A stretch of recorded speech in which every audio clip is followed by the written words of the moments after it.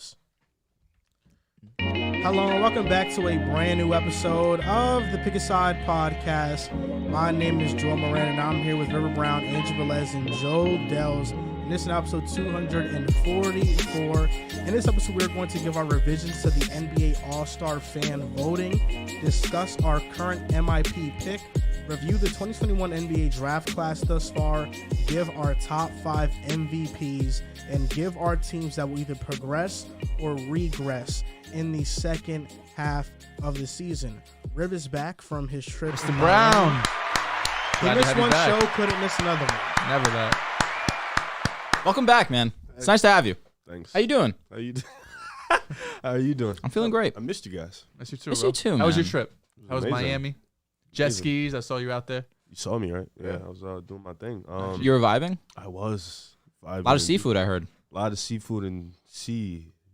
Yeah, a lot of that. Boo. Yeah, no. Are you talking about like the ocean because you're in the beaches and No, stuff? I just can't say the word out loud. So Oh my God. Fine God. I kind of got that, but it was a really bad way to do it was horrible. But see, somebody got it. But no, yeah, I'm glad to be back. 2023, missed you guys. Sir. Glad You had to a be big back with the announcement fans. over your break? Yes, I haven't did. seen you in a year. I know. Did you hear we shouted you out last show? Did you? You did? No, I was in. That was more Joel, honestly. I was Riv Academy. I was in the we was at dinner, and I was like, "Oh, the boys going live, babe. I gotta jump on. Tune in real talk quick. about- yeah, real quick." And she was like, give me the attitude and whatnot. But yeah, Attitude, come on. because we're on vacation. When's the She first doesn't- vid dropping, bro? Oh, next week. I was gonna say. Next weekend. You said 2 I'm weeks last excited. week, so I said 2 weeks live. Yes, Mhm. next weekend. I'm still taking stuff out the boxes in my crib. okay. So still cleaning up and stuff like that. What do you think the first vid's about to be about? Can't tell you. Bro, come on. I can't get a sneak peek. No, because we're literally on live. Ah, true. Yeah. Yeah, I can't. I literally can't tell you. Yeah, you'll know though. All right, sweet. Got you. Is it about Eamon Thompson? No, video will come. The soon. Thompson twins? I'm actually oozed Scoop? about the Thompson twins. Dude, I that's what I said when we were talking about it last show. I said I'm excited to have college basketball content come my way. No, the Thompson twins. Ooze, yeah. Yeah, no, they're amazing.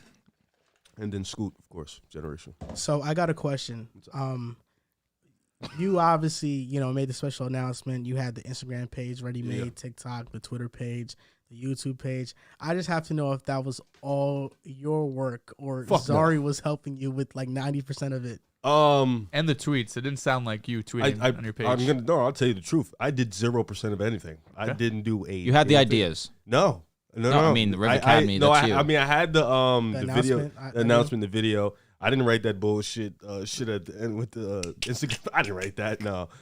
My cousin, she goes to Drexel, so she's into like business and stuff like that. So I asked her, I was like, You always hey. need a partner. Yeah, I said, I'll pay you if you just do my marketing and social media stuff. And she said, okay. And then she did all She that. bodied it. Yeah. That's cool. She bodied it. Yeah. Yeah. So yeah, I didn't do that. I You know thought I didn't Zari do was that. Who doing did the it. graphics? No way. I am also. She did. She did too. Wow. Damn. The Riv Yo, Academy she one? ate that up too. Hard. She's a freshman. She's trying to get her business. Her name out there. portfolio. There we go. Yeah. What's her name? Stuff. Kelsey. Kelsey. Yes. There you go. Drop it for Shout out to the Kelsey, fans. man. Absolutely. Okay. She did. Dari just recorded the vid. That's all she did. Yeah. I seen. I looked at Riv. He had the YouTube channel. He had the bio up. Yeah. I was like, Yeah, good Now you snapped. I was Yeah. like, okay, he's on it. I'm not really that. I definitely wasn't me. All I did was pay for a logo. Okay. Yeah, so everything was cool though. Oh, you did pay for the logo Yeah, from of her. course. No. That's what I was wondering. Who I did thought the you said- graphics? What graphics did you talking? What's his name? I think his name is Cameron. I don't want to say his name because I don't know his name. Got I it. forgot it. Uh-huh, You that's got it all on right. Twitter though, right? Yeah. He did his thing with that Yeah, for the sure. graphic stuff. I wasn't mad Logo with the stuff. Miami Heat colors, especially for the logo itself. Yeah, I had like 16 colors. I might Look make them tough. into like shirts or something like that. Exactly. That'll be a great idea. Down the road. You dropping them all of them at the same time? Yeah, something like No that. doubt. down the Good road. idea there. Now, Boom Fantasy, proud sponsor of this show. Mwah. We have to shout Love them you out guys. every single episode. Boom Fantasy today, there's 2 games going on. We got right now the Chiefs and Raiders. They're playing, and Mahomes, I think, needs 400-something yards to be first all-time in Not happening. single leader passing yards, single season passing Asterisk. yards. But later on, we have the Jaguars and the Titans, which that's for a playoff Yep, spot. AFC South. So you guys got any bets for this game? Got any locks? I know that we gave our locks on TikTok. We're gonna lock up until we lose. Drew. Yeah, we locked up last time. We It did. was easy. Kevin Herter 2.5 threes. You have Russell Westbrook 17.5. Today's lock, not NFL. This is NBA. Lauri Markkinen 37.5 PRA. We know that he's been on an absolute tear recently. He's been averaging more like 25 and 10 the last couple games. You add in those assists, I think he easily gets over 37.5 PRA, and he's facing the Bulls, the team that almost ruined his reputation and career. So I think that he's going to go even crazy and harder against the mid Bulls. So I got Lauri Markkanen. Bulls on a little 2-3 game win streak. Yeah, that doesn't mean I think we're like much. 7-3 in our last. Levine with 11 threes. Yeah, tweaked. I was told that he was mid. He had I was told 13 Zach Levine points was mid. 2 days before that. I was bro. told Zach Levine wasn't a top 7 shooting guard in the league. Quentin Grimes would lock him up. Yeah. You missed that. I did. You missed that. You think Zach Levine's better than Klay Thompson? With respect. Yes. No, he's not, Bro, oh my God. gotta It's hit- funny you because gotta we were impact calling intangibles. Clay trash a month ago. Oh, The he's would you been- rather was spicy. Y'all The would were you rather calling was Clay spicy. trash. No, he was playing like it. We never called him trash. He He wasn't playing playing well, but we were also You took Gary Trent over him. I'm a Gary Trent guy. You're a my fucking God. idiot. I'm a for Gary that. Trent guy, and he's You could been say- on a you could heater say Gary recently. He's Trent always over on a him. fucking heater Because randomly. he's awesome. Oh Gary my Trent's God. awesome. I wish he was a Laker. I do. Oh my God. I wish he bro. was a Laker. What do you go? What do you want me to say? You want me to lie? I love Gary Trent I'll probably take Clay. over Zach Levine. It's not crazy to He say. fits on not- 30. Coming Yeah, from the it's guy who was facts. taking Zach Levine over Donovan Mitchell in the I offseason. did say I like Zach better. I didn't say he was better. I just said I like Zach better. I Oh, like Donovan- Zach's. I like Zach's game better than Donovan Clay. Mitchell, D Book, Paul George, all better than Zach, right? Are we considering Paul George too? Even if Nah, we are, he's yeah. JB. All-Star voting has him in the front court. James play both. James Harden, That's Jaylen a Brown. That's a Jaylen point Brown. guard. Jaylen Brown S5, then Jaylen Klay Brown. Thompson. What about Anthony Edwards or Levine? That's tough. The upside, you probably go in Edwards, but I'm sorry. I don't think it's I'm a upside. I Levine think guy. right now Zach's having a Edwards playing bad- better. He's right. been Zach catching lately the has been heater. good, Thank but you. I think, Ant-Man's been his assist numbers. Playmaking has been shocking I in a great way. don't know. It's close. And Brad Beal, he has to be in the conversation. I would take Levine, respectfully. You always got to keep Brad Beal in the I do love Beal, though. Yeah, my top 10 were D Book, Mitchell, Brown, Harden, Paul George, Clay, Edwards, Beal, Levine, and McCollum. It's hilarious how Levine drops. That's what I'm saying. Really hilarious. I don't know. 11 threes, man. I mean, he dropped for a reason, though. You know, we were expecting a better playoff from him. He didn't have a He good was hurt. playoffs. He's been playing better though. He has been playing better. I mean, he but did have knee surgery. That's what I'm saying. To start off the year, he didn't look like himself. Now you see him catching oops. We don't give any looks more leeway. explosive. We don't give any Bro, leeway. the la- We the- don't. Bro, the last With 4 Zach? games, Nah, right now. 41 points, 13 points, 26, and 15 points. He's averaging 23 for the year. You know, Up he's and down. good. Yeah. What's his efficiency, if you don't mind me asking? 46% from the field and 40% from 3. He's Wow. at 40 for That's the three? He amazing. was at like 31. He also I mean, just hit Yeah, he 11 went threes 11 last for night. 13 last night. Well, he was at 31 last Brother month. can catch a heater anytime. he's a- Let's he's not a forget. hooper. He's a Let's hooper. not forget he was a 50, 40, 85. No, On a team that did nothing. Oh, but he was great. Hey, whoa. It's all right. Hey, it's all right. Let him. That's I mean, of course. we were able No, to. This we guy were- loves to not give credit where credit is due, We- especially a guy on the Bulls. We were able to look at Bradley Beal and look at his numbers and say they were extremely inflated. Well, he wasn't efficient. He was efficient. Well, Not 50, 40, 85. the He year was that he was the year that they went to the playoffs, was that the year Westbrook. after? That's what I'm saying. I know it was with He Westbrook. averaged but I'm 30 saying in that series. that was okay. Westbrook was the reason. I wouldn't say that was inflated then. I mean, I would say So that Beal Beal averaged 30 twice. His first year, he shot 45% from the field, 35% from 3. His second year, he shot 48% from the field and 35% from 3. his 3-pointers. His 3-pointers not as Yeah. efficient as Levine, but like everything else is I pretty mean, much. what, big Levine was guy. at 3 less points. He was at 50, 40, 85. Like 27. savage. I just look. Levine's he's a great player, but I like that. There's Now, a what were lot you gonna of- say? He's a about fine- to- there's a lot. nice. He went from There's fine to great. there's a lot of great shooting guards in the league that There I are. think are better. Yeah. He's in the I mean, back it's- half of 10. Shooting guards they have their moments. They're so streaky. It can change at any moment. So I don't know. Yeah, right We're now. taking yeah, Gary Trent over Clay a couple months ago. Crazy. I'm a Gary Trent guy. some guys were. Some guys were. I'm not being held responsible for being a Gary Trent guy. All right.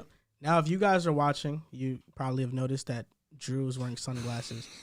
Are they making fun of me? I I don't don't have. think the- they are. I I don't don't- think they're saying they're anything not. about it. It's all about honestly- Zach Levine. Makes me feel good. I think that they don't notice what it happens to your eyes because you wore sunglasses on the show before. I have. And you haven't had an eye problem, so you just got LASIK eye surgery. I did. And that's why he's wearing sunglasses right now. The more in a bulky closed kind. environment. Yeah, for sure. Yeah.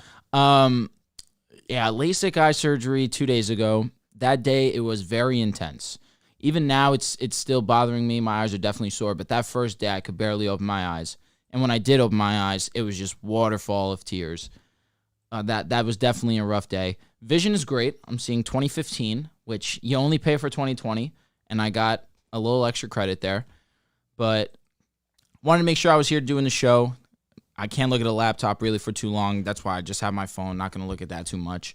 So be nice to me in the comments. I know I look goofy, but we're going to. You look good, bro. I think you look fly in the glasses. Dude, and then run up the likes. Absolutely. Please do run up the likes. We have 40 likes. We got 230 people in here. So we dropped a TikTok before with our Boom Fantasy locks.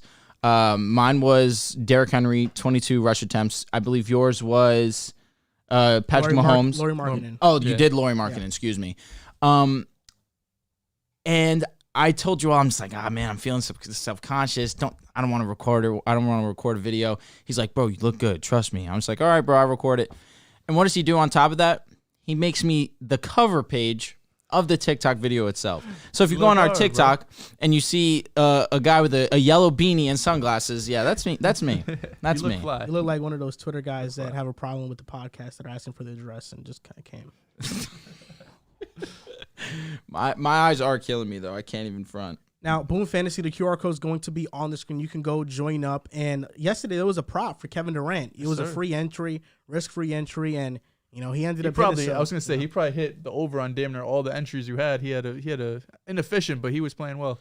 Inefficient? First half. No, for Kevin Durant, it was inefficient. Yeah, him and Kai. For Kyrie was definitely inefficient. Yeah, I mean, KD started off fucking. I mean, he was scoring for sure, but he was not. He was missing shots he normally makes. And he just impacts the game in different ways. Yep. Sure, you can't say that for a lot of other players. And Kai went 7 of 22, but had the game-winning 3. Yeah, he had the dagger. Were you just subbing? Who were you just subbing? I don't know. Yeah. Like, bro, I thought he was gonna say a name. He didn't say subbing like 95% of the NBA by saying you're not KD. Not Kevin Durant. So yeah, Boom Fantasy, and also good news from Mojo. So recently, Mojo told us that we have our own code. Pick aside 100. You deposit into Mojo. First time depositors get a $100 $100 on top of that. Yeah. On top of it? On top of it, yeah. So any wow, deposit. nice. So if you You have deposit, to be a new user? yeah. user. So if you deposit $1, you get a $100 bonus on top of that. They're blessing. So you can use Pick Aside 100. Link is in our bio for Mojo. But yeah, Boom Fantasy, Mojo. Boom Fantasy, man. I've been placing a lot of bets. Yesterday I placed I think 17 bets. Yeah. Heard about that. We got to talk about that. I told bro, you gotta chill. You gotta do 1 to 2. Problem. You gotta do a few just so you can at least 1-800-GAMBLER is 1-800-GAMBLER definitely. I follow everything. Okay. I watch every NBA game. He and all the discs. We have limitations on Boom. You could limit yourself. You know, you only want to do a couple bets per day, or a couple dollars per day. We got limits. To head honcho over here. All right. The great thing about NBA is that some games start sooner than others. So there's a fourth quarter to one. Once that finishes, the fourth quarter to another one just starts. So I'm watching all the games. Man, it's fun, man. That Nets game last night on playback, that was a good ass game we watched. I thought that was gonna be the Nets smoking them, and they ended up winning the game. It just goes to show you close all how game. deep the Pelicans are. Jose Alvarado and Najee Marshall were probably had 50 combined. So Mojo will be on Android January 10th. So in 3 days, exciting. you'll be able to download Mojo on Android. Now, let's get into the beginning of the show. Reacting to NBA All-Star fan voting, there was a lot of pushback with how the fans voted for these players in the All-Star game.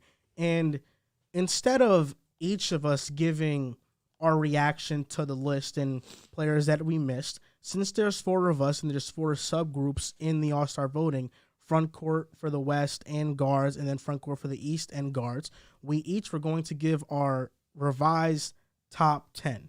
So, Riv, I'm going to start with you. Let's go, Eastern Conference guards. I'm going to name the guards that made it in the East that were top 10 in voting. So, in the East, the guards were Kyrie, number 1, Mitchell, number 2, James Harden, 3, which is, he deserves that. Number 4, Jaylen Brown, a bit too high. Oh, my God. Number 5, Trae Young.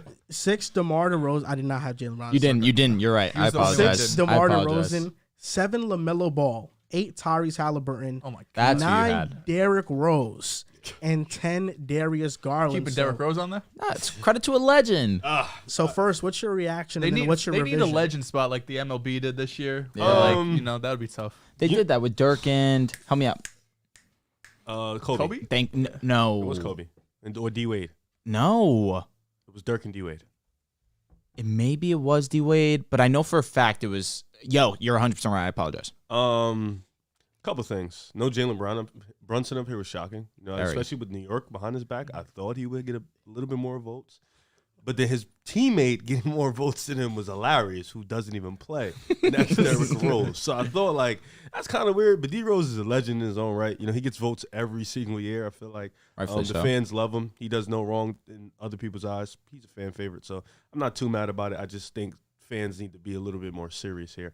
And then I thought Tyler Herro should have been up here. I definitely thought he should have been in the top 10. I think he's Over who? He's a dog. Well, I have a list, and I'm about to say my list. I just think he's been really good this year. You got to give him credit where credit is due. Okay. My revised list is because I didn't really have too much problems with the top 5. I agree. I think D. Mitch should have been 1. I think he's been clearly the best guard in the East. I had Kyrie at 2. I had Jaylen Brown at 3. I had Harden at 4. I had Tyrese Halliburton at 5. I had DeMar at 6. Okay, where's Trey? I have Trae Young at 7. I have Jalen Brunson at 8. I have LaMelo at 9. And I have Tyler Herro at 10. No Garland. No, I think these 10 guys, I'm not, and I still think Garland's better than a few Yeah, of these guys. yeah. But I think this year, based off this point in the season, those 10 guys, I think, definitely deserve the nod. Trae Young, even though his efficiency isn't good, you still got to put him up there. I think 29 and 9. D. Mitch has been the best guard. Kyrie, Jaylen Brown, James Harden, they've all been amazing. Hallie, what he's done with Indiana, you got to Facts. give him respect. Brunson, what he's done with the Knicks, you got to put him up here. Facts. DeMar is still the same DeMar. You got to keep him up here. And then LaMelo, since he's came back, he's been amazing. They haven't been utilizing him right, but he's still been good.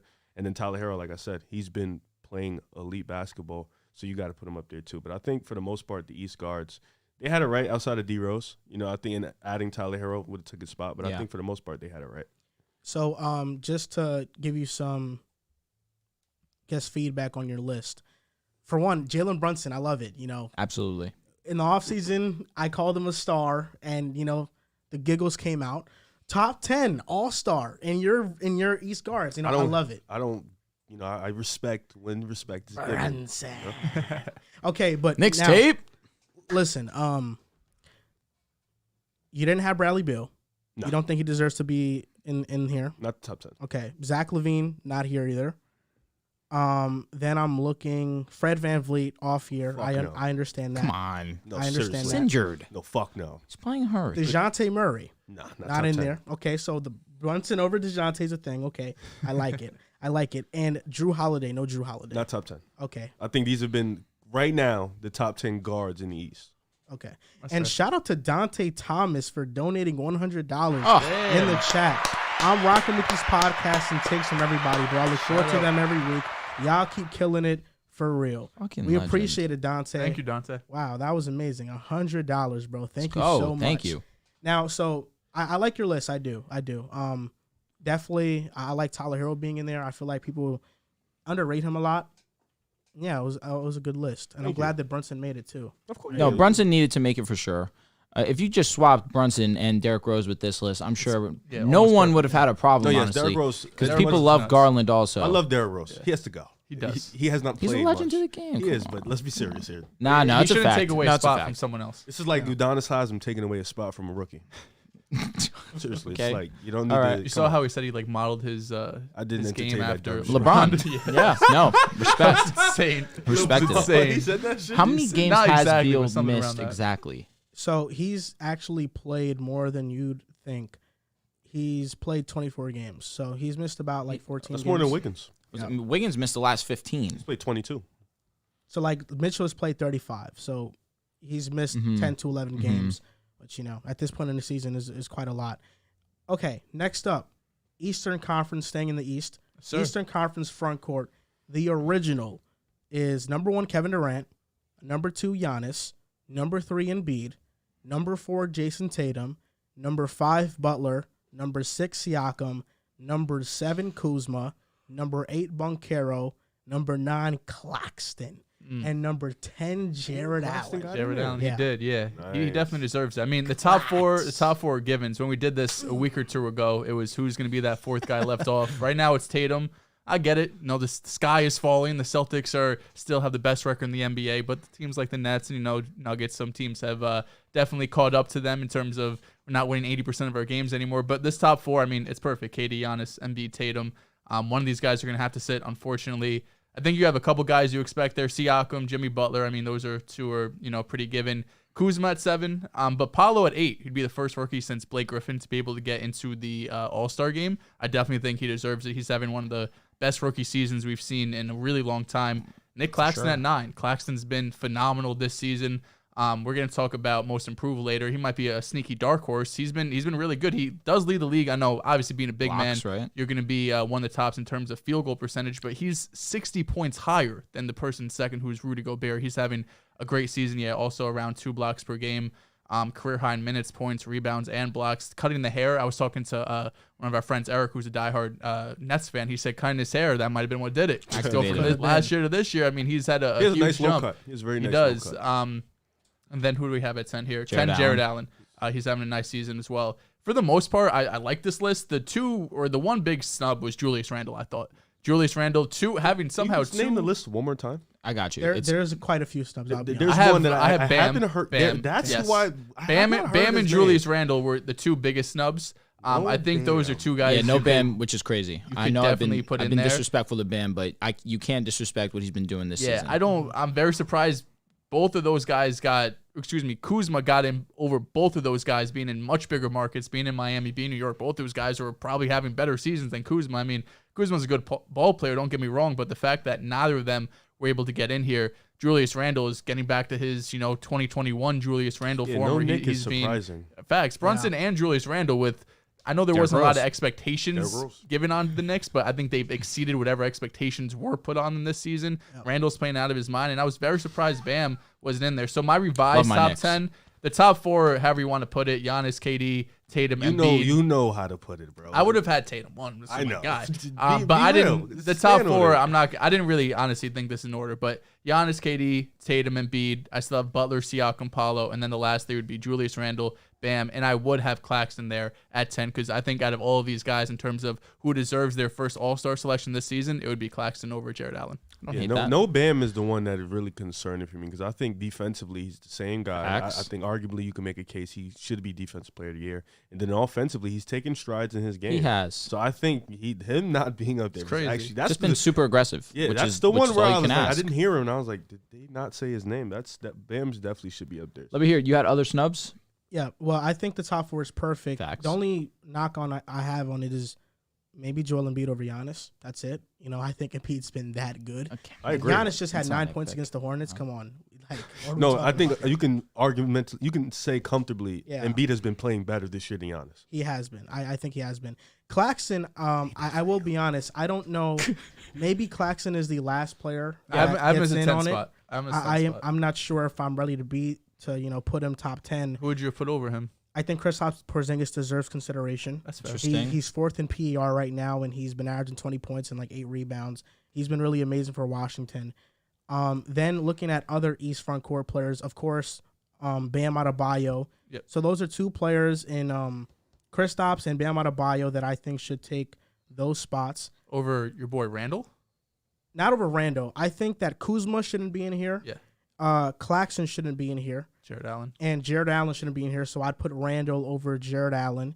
And then looking at other East players, The only reason I would have Claxton is because of the Pascal impact he's Siakam had. was on here. Yeah, Yeah, the, Pascal the impact deservedly Claxton's so. had on this Nets team. He's a big part of this turnaround. Siakam has been And comfortably honestly, the if 5th best I forward were in the league. giving the 10th spot to somebody instead of Claxton or Jared Allen, I would put in Brook Lopez in there. I think Brook Lopez I don't hate that either. has He's been an had a really all-star good year. this year. Has played at that type of Still level. leads the So league in blocks. I'd put him No, I in think there for Claxton sure. now. I was going to say it's Claxton. Mm-hmm. No Bojan Bogdanovic love. It's not a bad one. It's just they're in the worst team in the league. Yeah, What are yeah. you gonna do? They are pretty He's bad. He's been been good. balling though. I can't knock that. He's been really good. That's why. I But think yeah. All-Star game does value a little bit of winning to a degree though. So yeah. So I think I the took that snubs into in the front account with court: me as well. Bam Adebayo, Kristaps, Randall. Julius Randle. Bam and Randall are 2 big ones. I thought, that I don't know and how Brook many- Lopez are the 4. So if I were switching people out. Jared Allen, Nick Claxton, Kuzma would be out. I don't know if I could leave Moncaro When out. did the No, voting you can't. start? Yeah. When did the voting start? December? December? Yes. Okay. First You fan keep, returns. You keep Boncaro in. Absolutely. Yeah, for so sure. We haven't On seen to a rookie the- season like this in a long ass time. But I'm not even counting Blake Griffin because that was his rookie season, but that was year 2. Yeah, that's true. Now, on to the Western Conference guards. I was tasked with this responsibility of revising this list, and I thought this list was honestly ridiculous. Steph what? Curry 1, Luka 2, They were Ja killing 3, everybody. SGA 4, Klay Thompson 5, 6 Russell Westbrook, 7 Dame, 8 Devin Booker, 9 Austin Reeves, and 10 Jordan Poole. So for I me, see nothing wrong with this list. Pool Riff. party. Do you? I don't. I don't. I can't see like you. I'm blind. Pool fucking party, baby. Yes, sir. Get him in there. Get him in there. Now, do your thing, though. I think players that are getting knocked out for me, Russ, Reeves, Poole, Wait, Russ? easily. Clay is on the fuck? bubble. Yeah, Russ Bro, was he was 6, 6. bro. What? Yeah, he was over Dame and Booker. Nuts. Clay is in the bubble for me. There's just a lot of great guards. Number 1 is Steph. Number 2 is Luka. And that's interchangeable. I could even have Luka over Steph. It doesn't matter. It's killing everybody. Right? Yeah. Ja is 3. 4 is SGA. 5 is Devin Booker due to some missed time. 6 is Dame. Yep. I think when healthy, he's been still one of the top guards in the league. 7, De'Aaron Fox. I He was respect not that. here. That De'Aaron makes Fox no sense. deserves He's to not be here. an I respect all-star that. I this respect year. that. Nah, he's Yeah. been He's- insane, No, but if bro. he's 7, He's a fourth quarter king. no, I'm saying if he's 7, he probably king. won't make the All-Star game. Realistically. Nice, man. No, you're not wrong, but he deserves to be on this list at the minimum. 1,000% be on this list. Number 8 is Paul George. Number 9, I have Anthony Edwards here. Paul But they have George, Paul what are George you in the front doing? court, bro. Come on, man. No, Paul George. He's on the front He's court. listed as a guard on ESPN. He's But in he the has front on the court. He is in the court, front court voting. here. Oh, okay, so never mind. So I'll take Paul George out. So instead of Paul George, I have Anthony Edwards at There you 8. go. Number 9, I have CJ McCollum. And number 10, I'm just going to go with Klay Thompson. I wanted to mention some snubs because I think there are some snubs in here. And honestly, Klay Thompson could be higher. He could be 8. He could be over Edwards and McCollum because he's been playing really great for the Warriors. But snubs, I do think Desmond Bane has a case, but he's Missed a too lot much of time. Yeah. and that's really why. Devin Vassell has played great, but he's on a horrible team. But he's played at an all-star caliber level for sure. Is he listed as a guard? Yes. She's 2, right? Yeah. Anthony Simons as well is somebody that Have deserves to some mention recognition. Anthony. And then Jordan Poole. You know, although Jordan Poole made the top 10, I thought that was a bit too high, but Jordan Poole has been playing at that type of level. So I'm not going to knock Jordan Poole. You know, he's been amazing this season, but the guards are just amazing in the West right now. They are. It's stacked top to bottom for sure. All right, so I was tasked with the responsibility of doing the Western Conference front court. I will read the 1 through 10 for the front court, what it actually is. Right now they have number 1, LeBron. Number 2, Jokic. Number 3, AD. Number 4, Zion. Number 5, Andrew Wiggins. Number 6, Paul George. Number 7, Lauri Markkanen.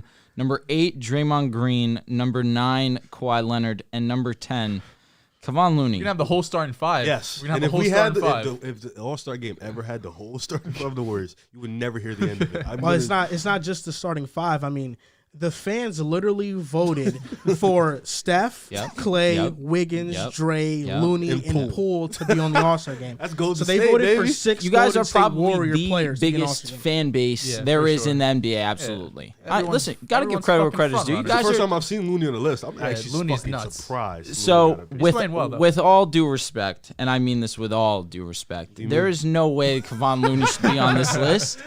And fuck you. and I'll hold the same energy. Kawhi Leonard should not be Yeah, on no. this list. So I'm just gonna read off my top 10. Of course, to no surprise, I'm gonna have King James at number 1. We're talking about the face of the NBA, still averaging 29 points per game at the age of 38. I mean, it's phenomenal what the King does night in, night out. Joker should be one. Number 2 is Jokic. Absolutely, the things that Jokic has been doing with the basketball, probably the MVP favorite right now. Best He's player in been the league. that great. Right now, I believe the Nuggets are still number 1 in the West. They are. They have been playing unbelievable basketball, and that is due to the impact that Jokic has. Number 3, Anthony Davis. I do not care that he's missed time. What Anthony Davis has done on the basketball court this season has been phenomenal, reminding a lot of people who Anthony Davis is when he is healthy. Number 4, Zion Williamson. Super unfortunate that he's going down with a hamstring injury, probably going to be out for a couple of weeks. But what he's been doing since he's been back from injury has been phenomenal, averaging upwards of, 26 points. Last we saw him, he was on a tear going tit for tat with Joel Embiid, the guy who leads the league in points. Zion Williamson is a force to be reckoned with. Of course, he deserves to be on this list. I have Domantas Sabonis at number 5. Sabonis is having an excellent season. The efficiency that he has this year is, I believe it's a career high. He's been unbelievable, passing the ball, just putting an emphasis on him being the poor man's Jokic, probably the second best big man passer in the NBA, and what he's been doing with the Kings, probably the best player on the Kings, and that's a credit to him because of how good Fox has been. He needs to be here, and the fact that he's not is disgusting. Number 6, Paul George. Nothing really to be said there. Paul George is a fan favorite, plays great basketball year in, year out. Number 7, Lauri Markkanen. This is probably the leader, if not number 2, for most improved, depending on how you see the most improved award. Lauri has been amazing on the Jazz. They've exceeded all expectations, and that's in big due part to Lauri Markkanen in his game. Number 8, Jaren Jackson, who defensively this year has been up there for Defensive Player of the Year as well. I believe he's holding his opponent to less than 40% when he guards them. I believe he's number 2 right now in blocks per game. Number 1. He's number 1 in blocks. Clear. He's over 3 blocks per game at this point. I think he also. I think he's 22 games. Yeah. So I have a stat that I'll read it later once I'm done with my top 10. Number 9, Andrew Wiggins. Yes, he has missed 15 games in a row, but he's played the same amount as Jaren Jackson. But for the fact that when we saw him last, over 50% from the field, 45% from 3. I mean, the impact that he has on the court is felt, especially when he's not there. It's super unfortunate that he's been hurt. And lastly, number 10, Aaron Gordon. Aaron Gordon has not been getting a lot of respect, and you came at our boy, John Tortorelli. Shout out to our guy over here. John. But you came at him calling him a casual for saying that he wanted Aaron Gordon over Andrew Wiggins. And listen, calling him a casual was super strong. Just have Andrew Wiggins I do have him over him. There's reasons, of course. Last year, what he did with the finals, and the fact that it carried over early into this season, it's credit to what he's done with his game. But it cannot be ignored that this guy is the second best player on the best team in the West, averaging 17 points per game, and is one of the best defenders on the team, if not the best defender on the team. Aaron Gordon has showed out. This is easily a career year for Aaron Gordon. He definitely deserves to be on this list. And a snub that I have is Jeremy Grant. Jeremy Grant was the one guy that I did have a tough time leaving off this list for the fact that he's averaging 23 points, being just under 50% from the field. He's been super great this year for the Blazers, especially in time periods where Dame has been out. He's had to step up alongside Anthony Simons.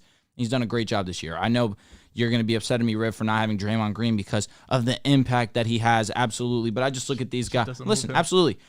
Credit to Draymond Green. I'm just looking at these guys, and I think that they deserve the nod over them. So no Christian Wood. All right. No Christian Wood, King. I'm sorry to hear that. I'm sorry to disappoint you there. My goodness. Better than Siakam. Ah, man. Christian Wood's having a great year. He is having a really good year. But I'm sorry, he's not having a better year than these. No, he's not. Dre snub, baby. I will say, I don't mind Draymond snub. I think Aaron Gordon has been the second best player in the Western Conference, and Aaron Gordon has been amazing. I mean, the main argument for him is the efficiency, but being the second best player on the best team in the West, definitely, and that's one of the main arguments for Jaylen Brown in the East. He's the second best player on the best team in the East. He's also averaging 27. Yeah, you have to stop. Enough compared to Aaron Gordon. Come on. He's averaging 9 more. So what do you guys think? This list borderline flawless? I like it. I like it. I thought it was cool. I thought it was real cool. I like the list. Appreciate it, so guys. I will say this. I think last episode or 2 episodes ago on the basketball episode, when I said that Sabonis, I think he's been more of an all-star than Pascal Siakam. There was some pushback, I think, at this table and in you the said comments. no. You said that Sabonis is more of a all-star than LeBron James. Well, this year I don't remember who you said. No. He said LeBron James. I was here. He deserves to be a starter over LeBron James. I didn't say. I said you that said he deserves to be a starter. If you talk about winning, yes. Well, he where has you the go? case. Whoa. But listen, 20 wins. I don't want to make this. What do you mean? But they're fifth in the in the Western Conference. And we have 19 wins. They We have 20 19 wins. wins. You didn't know. And we have that, 19. You didn't think it was going to be this good. No, but What does that have to do with anything? What does that have to do with anything? pushback? I think the pushback wasn't nothing crazy. No. It wasn't. Look, LeBron, whatever. You can have him. LeBron's top 7 player right now in the NBA. I will say this though. You heard that, John? You heard that? Top 7. All right. LeBron. When talking about Pascal Siakam and Sabonis, I know that when you look at Siakam, you look at the counting stats, and it's 26 a game, 8 rebounds, 6.5 assists. He has some good efficiency. And then you look at Sabonis, and it's 19 a game, 12 rebounds, and 6.7 assists. For one, 63% from the field. Yeah, Sabonis shooting 62% from the field and 42% from three. But I think this is where the discrepancy happens. And when you look at just the counting stats in the box score, you think, oh, Siakam has been so much better than Sabonis. But PER, Sabonis is at 24. Siakam is at 22.5. So both have been great. But Sabonis has been better in terms of PER. True shooting percentage, you look at Siakam, he's at 56.9. Sabonis is at 68.4. And here's the biggest discrepancy, and it's honestly amazing. And I think this season from Sabonis has been extremely overlooked. He has a 135 offensive rating this season for the Kings when he's on the court. Siakam for the Raptors is 119. So that's a huge gap in the defense. Siakam has a 115 defensive rating, and Sabonis has a 112. So Sabonis' defensive rating, offensive rating, PR, true shooting percentage. You look at a lot of the advanced analytics, and Sabonis is pretty much better than Siakam. Box plus minus 6.7. Siakam's is 4.8. So, yeah, like the basic stats show that Siakam's been much better, but you dig deeper and you watch Kings and you see the impact Sabonis has on a play-by-play basis. I think Siakam has been better than Sabonis has been better than Siakam, and his season is getting extremely overlooked right now. And if you want to go situation by situation, Sabonis has De'Aaron Fox, who is the better scorer, and Sabonis can rely on. In Siakam's case, who's a scorer that he can rely on right now consistently? Sabonis has unlimited spacing. That's okay. Siakam is like playing in a jail cell right now. Like there is no, but that's tough. It's just because they're not hitting their shots. Hypothetically, they should have the spacing. I think OG's a good shooter. Fred has been a great shooter, but this season he's just been super cold. I think Sabonis having a great year. I think that's a great point, but also to counter that, I think this year Toronto has tasked Siakam with so much more ball handling responsibility that his numbers will, by default, be inflated by that. Where you look at the Kings, it's more team basketball. The Kings, there's not really like one guy scoring-wise that stands out tremendously. It's really a team effort collectively night by night. De'Aaron's averaging 26? Nah, I think he's averaging like 22 a game. I know, but I do think the Siakam playmaking has evolved if you've been watching the games. He's averaging 24. Okay. Yeah. No, it has evolved, but right in the middle. Sabonis is... No, yeah, I agree. For sure. It's just, Siakam is obviously... The stats are going to look inflated because Siakam has to do a little bit more for his team because, he's the best player. Yeah, he's the best player in the team. But I do think in a good situation for Siakam, his value could be similar or a little bit better than Sabonis, but Sabonis has been amazing. So I think defensive versatility for sure. Siakam. Yeah. Sabonis has been amazing, though. I ain't going to knock it. He's a stroker. I just think that this season, Sabonis' season is really gone underrated. People are really not appreciating enough what he's doing at that position. Fans are getting upset at me because I didn't mention Gary Trent. Of course, I mean it should have been an obvious because we're talking about shooters that Siakam was surrounded by. Hypothetically, he's really the only one that has been consistent for them. He's been the best shooter this year. So let's just recap. Gary Trent, man. How about you show some respect? He has to earn you would it. love him if he was on the Warriors. I promise you I wouldn't. You're lying. You're lying. We have Jordan Poole. What the fuck do I need Gary Trent for? Like seriously, they're two different players. What? They're different. They're both heat strokers. Jordan Poole's better. I don't want Trent. He's better. Sorta, kinda. No, don't do that. Can Gary Trent not be better than DiVincenzo? I love DiVincenzo. Nope, I'm good. Oh my god, he fits the system. I'm good. So would Gary Trent, bro. For sure. DiVincenzo locked up Dame under 3 minutes left. Can Gary Trent do that? I don't. He might be able to. I don't know. I'm not in that cool of a fashion. Get out of here. Get out of here. The wave off was fucking nuts, bro. The wave off was fire. So recapping our revisions to NBA All-Star fan voting. So these are our top 10s for each conference. Making revisions to NBA fan voting, the All-Star game. We know that there was a lot of things wrong with these lists. So this is my top 10 for the Western Conference guards. Steph Curry, Luka, Ja, SGA, Devin Booker, Dame, De'Aaron Fox, Klay Thompson, Anthony Edwards, and CJ McCollum. That's my top 10. To keep it consistent with the Western Conference, my front court is going to be number 1, of course, King James. Number 2, Nikola Jokic. Number 3, Anthony Davis. Number 4, Zion Williamson. Number 5, Domantas Sabonis. Number 6, Paul George. Number 7, Lauri Markkanen. Number 8, Jaren Jackson. Number 9, Andrew Wiggins. And number 10, Aaron Gordon. Revised list for the East guards. Number 1, Donovan Mitchell. Number 2, Kyrie Irving. Number 3, Jaylen Brown. Number 4, James Harden. Number 5, Tyrese Halliburton. Number 6, DeMar DeRozan. Number 7, Trae Young. Number 8, Jalen Brunson. Number 9, LaMelo Ball. And number 10, Tyler Hero. And for the East front court, number 1, Jason Tatum. Number 2, Kevin Durant. Number 1, Jason Tatum. Number 2, Kevin Durant. Number 3, Embiid. 4, Giannis. 5, Jimmy Butler. 6, Siakam. 7, Paolo. 8, Julius Randle. 9, Bam. And 10, Claxton. Claxtonator. Shout out Claxton, man. Man, Claxton is different, man. Claxton's been very good. You know what's this year. funny? I was talking to Dehls before the show about this. So I was watching some old pick aside clips, and in that Nets and Celtics debate, you know, I said that talent wise, I think that they have a lot of talent, right? And this just goes to show just the leaps Claxton has taken, because repeatedly in that segment, Riv mentioned very thoroughly 3 to 4 times the Nets don't have a center. The Nets don't have a center. That's facts. And Claxton this year has become that center that has been an all-NBA defensive caliber type of player. It's been great. And deserves recognition. It's tough because I think in the West and East, there's a lot of great front court defenders. You have Draymond Green, Jaren Jackson Jr., Jared Allen still deserves love. Evan Mobley deserves love. Rob Will, now that he's healthy. It's going to be hard to make that all-NBA defensive team, but I think Claxton deserves it. Most improved player. Now, right now, the betting favorite Is SGA, is right? SGA at minus 110. The top 4 is SGA number 1, Laurie number 2 at plus 250, number 3 Halliburton at plus 450, and number 4 Anthony Simons at plus 5,500. Oh, so they're saying it's basically a 3-person race. Yes, it is. It's Who between was number 3? I'm sorry. it's Tyrese. Anthony Simons. Tyrese. Oh, I thought Tyrese was 3. Oh, no, my bad. I thought you said 4. 3 is Tyrese. Okay. The top 3 is SGA, Laurie, and Halliburton. Yeah. Now, who is your MIP this season thus far? I know that, Riv, you're a big SGA fan, as am I. We both share that fandom together. So I want to ask you, Oh, my God.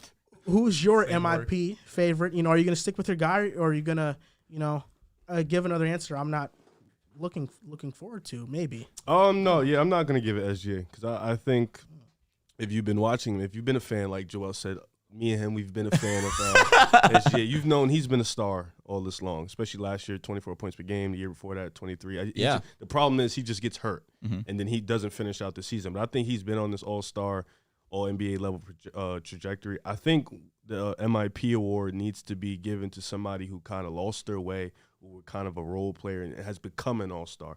And for that, I have to give it to Lauri Markkanen. I think, in Chicago, going from getting 80 touches per year to now getting 30 to 40 touches, becoming straight spot-up shooter with Jim Boylen, I think that kind of messed up his confidence. And when you're a young player, confidence is probably the most important thing for you. And even, look, I had the stats up. In Chicago, Cleveland, and in Utah, he's playing around the same minutes.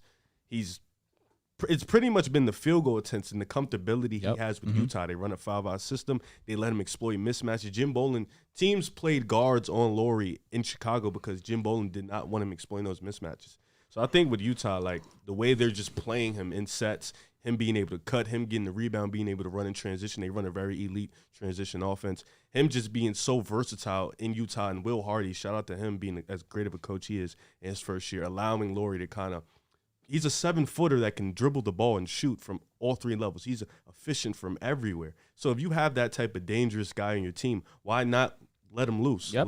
Let him unleash on the game. And I think Will Hardy's seen that in him. He allowed that. And for me, Lauri has gone from a role player, well, pretty much a young player that was given up on in Chicago to a good role player in Cleveland to now an all-star star, for in sure. Utah. I think you have to give the MIP to him. You can't keep, like even last year with John Moran got it, you can't keep giving it to these guys that kind of were like top 5 picks or kind of were on this trajectory. The MIP is for awards that guys who were, still finding their way or role players and they just turned into stars. Yep. You didn't see it coming the year before. And we did not, none of us at this table, seen this coming from Lauri Markkanen. So for me, I got Lauri as MIP. You made a lot of sense. Everything you said is 100% correct, which is why my most improved player is Lauri Markkanen. However, who do I think is going to win the most improved player? I do believe it's going to be SGA. And the reason why I feel that way is because last year, John Morant won the most improved player, although everything you just said is reasons why Ja Morant should not have even been in the conversation to win Most Improved. Last year, I would have looked at a guy like Desmond Bane, who was a role player. Yes, he was a rookie first year, but then year 2 took a substantial leap in his game, averaged almost 10 points more per game. I believe that Desmond Bane would have been my Most Improved. This year, I believe SGA will win the award because from going from a 24-point per game to averaging now 30 points per game. Also, something that gets overlooked is his free throw percentage now is significantly better than it was from last year. I believe last year was around 80%. This year it's now upwards of 90 on significantly more attempts. He's been super efficient from the free throw line. His ability to drive to the rim and finish is up there with the best of them. He's really not taking that many threes. I believe this is the lowest he's taken amount of threes per game, I think, in his career. His three-point percentage is middle of the pack. I believe it's around 34%. But that's not his game. His game is getting to the basket, getting to the foul line, and really being effective in that sense. And the fact that he's averaging 30 points per game this season, yes, we could say that we saw this coming. This trajectory was always there, but you always have to execute. And the fact that he is executing, it's a testament to what he's done. It's a credit to him. But Lauri Markkanen, to go from 14 points per game to averaging 24 points per game in a season's worth of games is insane, truthfully. I don't think again, you said it perfectly. No one would have sat here and said Lauri Markkanen would be an all-star this season or would be in a conversation to be an all-star this year. Lauri Markkanen put in the work this offseason. There was opportunity for him to have success. There was belief in Lauri Markkanen, and he's executing. Ultimately, you can have plays drawn up for you, but if you're not executing, what does that matter, truthfully? It's up to him to execute, and all he's done this season is done that. These last couple of games that he's had, he has just been on a tear, just like very few so far. He's been very amazing this year. That is my Most Improved player, but who I do believe will win is Shai Gilgeous-Alexander. I think in this race, you could kind of choose which kind of Most Improved player do you want. Do you want the guy who went from role player type to star, all-star, or do you want the guy who was star to go to superstar? Because that's really the biggest difference between these two guys. I mean, for SGA, the case is pretty simple. You just look at Ja from last year. Him and SGA, if SGA does win it, you're going to look at what Ja did last year and say, well, it's basically going to be the same thing. That's the blueprint. Ja went from averaging 19 to 27. His efficiency got better in each area. The wins improved as well. I know the Thunder obviously didn't have nearly the same in terms of talent around him that Ja did with the Grizzlies, but if you look at win percentage, the percentage is about the same. The Grizzlies won about 15% more games last year, and then this year, I believe, if you look last year, the Grizzlies went from winning 53% of games to 68, so a 15% jump. This year, the Thunder went from winning 30% last year to 43%, so a 13% jump. So obviously, when you just look at the win totals, not that it plays a big part in terms of Most Improved, but I think it is being a bit overlooked that the Thunder, especially once Chet went down, I mean, we kind of all wrote them down to be like they're going to be one of the worst teams in the league. And while they're still obviously not going to be on pace to be this playoff lock or even play-in lock, I do think you have to see SGA going from averaging 24 to 31, which is fourth highest in the NBA, while his efficiency has proved, is also leading to more wins this season as well. While he hasn't been able to get that second guy consistently, like sure, they have good role players around him like Lou Dort and some of those guys, but Chet was supposed to be really the guy that come in and really improve this Thunder team. So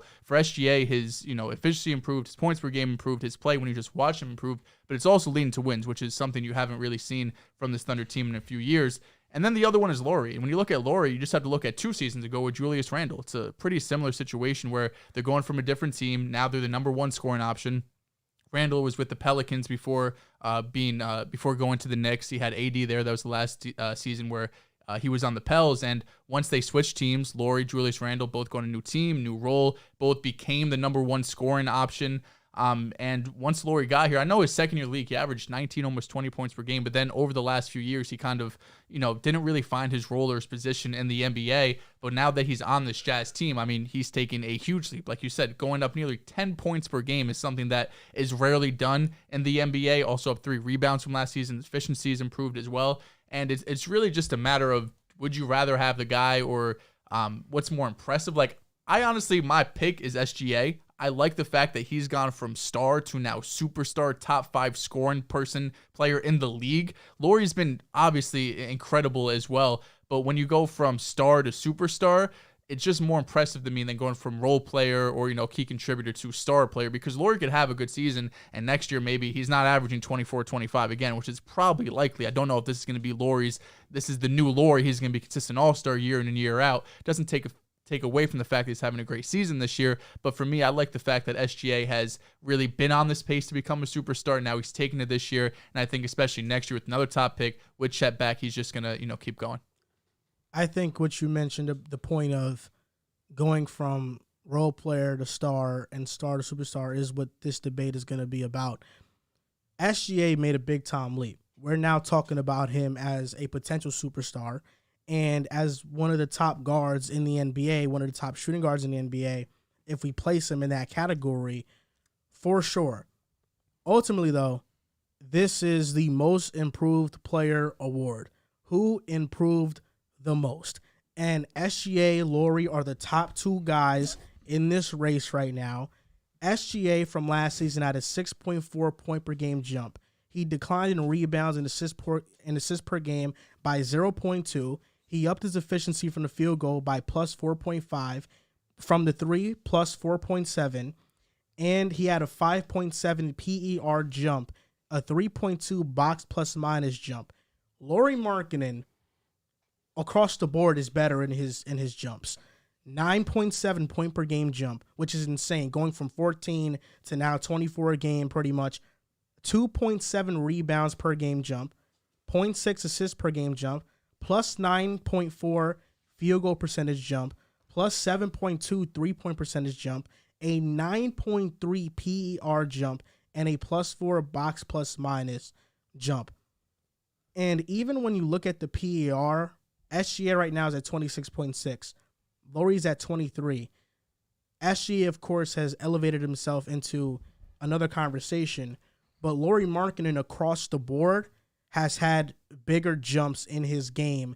And I think when talking about expectations, I don't think many people saw SGA being this, but we saw the pathway to it. I think with Lauri, we kind of just wrote him off as For sure. a role player, as just a potential trade piece, and he's proven to be a core piece for the Utah Jazz moving forward, and a player that you can build your team around and at least be a second or third option on a very high caliber playoff team. So for me, I think Lauri has had the much more substantial jump. And if we talk about expectations, he's had the bigger jump in that. So when talking about these odds, SGA being at 110 and Lauri being at plus 250, I think that right now that's a steal for Lauri. I think that come the end of the season, we're going to be looking at Lauri and be like, you know what? He made a bigger jump.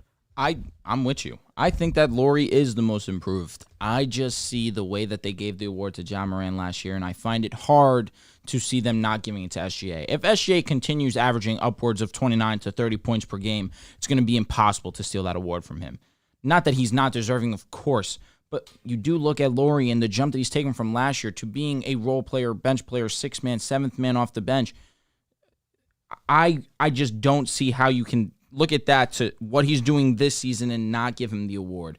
But in the voters' eyes, the fact that Ja Morant won the award last year is just allowing me to feel so strongly SGA will win it ultimately. Yep, I know what you're saying. Shout out to Eric Dupree in the chat, who donated $19.99. Top 10 NBA players all time. That's what he put in there. He gave us $20 to give our top 10 players. All right, I can do that very easily right off the top of the dome ski. LeBron James, Michael Jordan, Kareem Abdul-Jabbar, Magic Johnson. Bro said I can do it off the dome ski and is struggling. Dude, I got to 4. Larry, Fine. Larry. No, Larry, not yet. Bill Russell, Wilt Chamberlain. I would have Wilt Chamberlain, then Bill Russell. I apologize.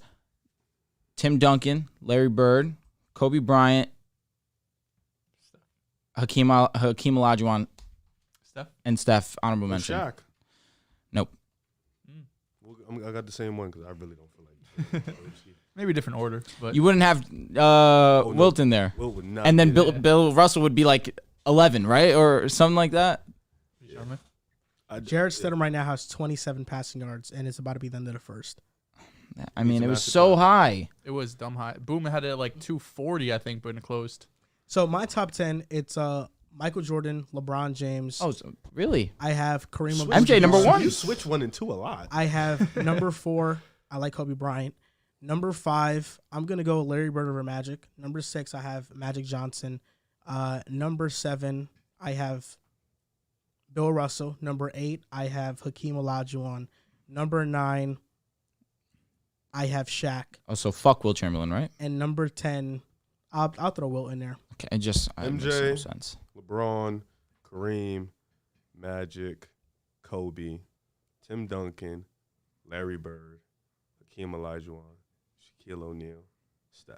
I like your top 10 a lot. And then I just wish, right? I Right- wish right you showed next- respect to the old timers. You know You're what? right I next. think I'm gonna give a revised top 10. Here we go. Here we go. I'm feeling a little spicy, right? Okay. Here's my top 10 Nikola NBA. Jokic. Here's my top 10 NBA He's gonna players put Katie in there. of all time. Fuck the accolades. We're not fucking with accolades today. Number 1 is Michael Jordan still. You just said Number- fuck the number accolades. No, 2, fuck the accolades, Michael Jordan. LeBron James. Number 3, I got Kobe Bryant. Number 4, I got James Harden.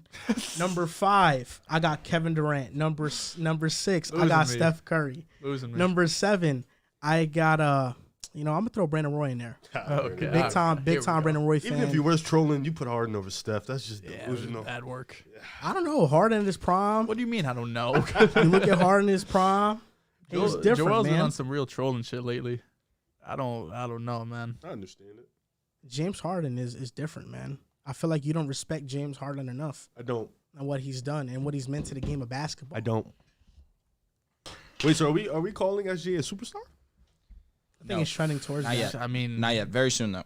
Somebody quoted me the other day. Superstars are made in the playoffs. I like that quote. If I did say that's it. fair, but the I don't teams disagree. talk shit.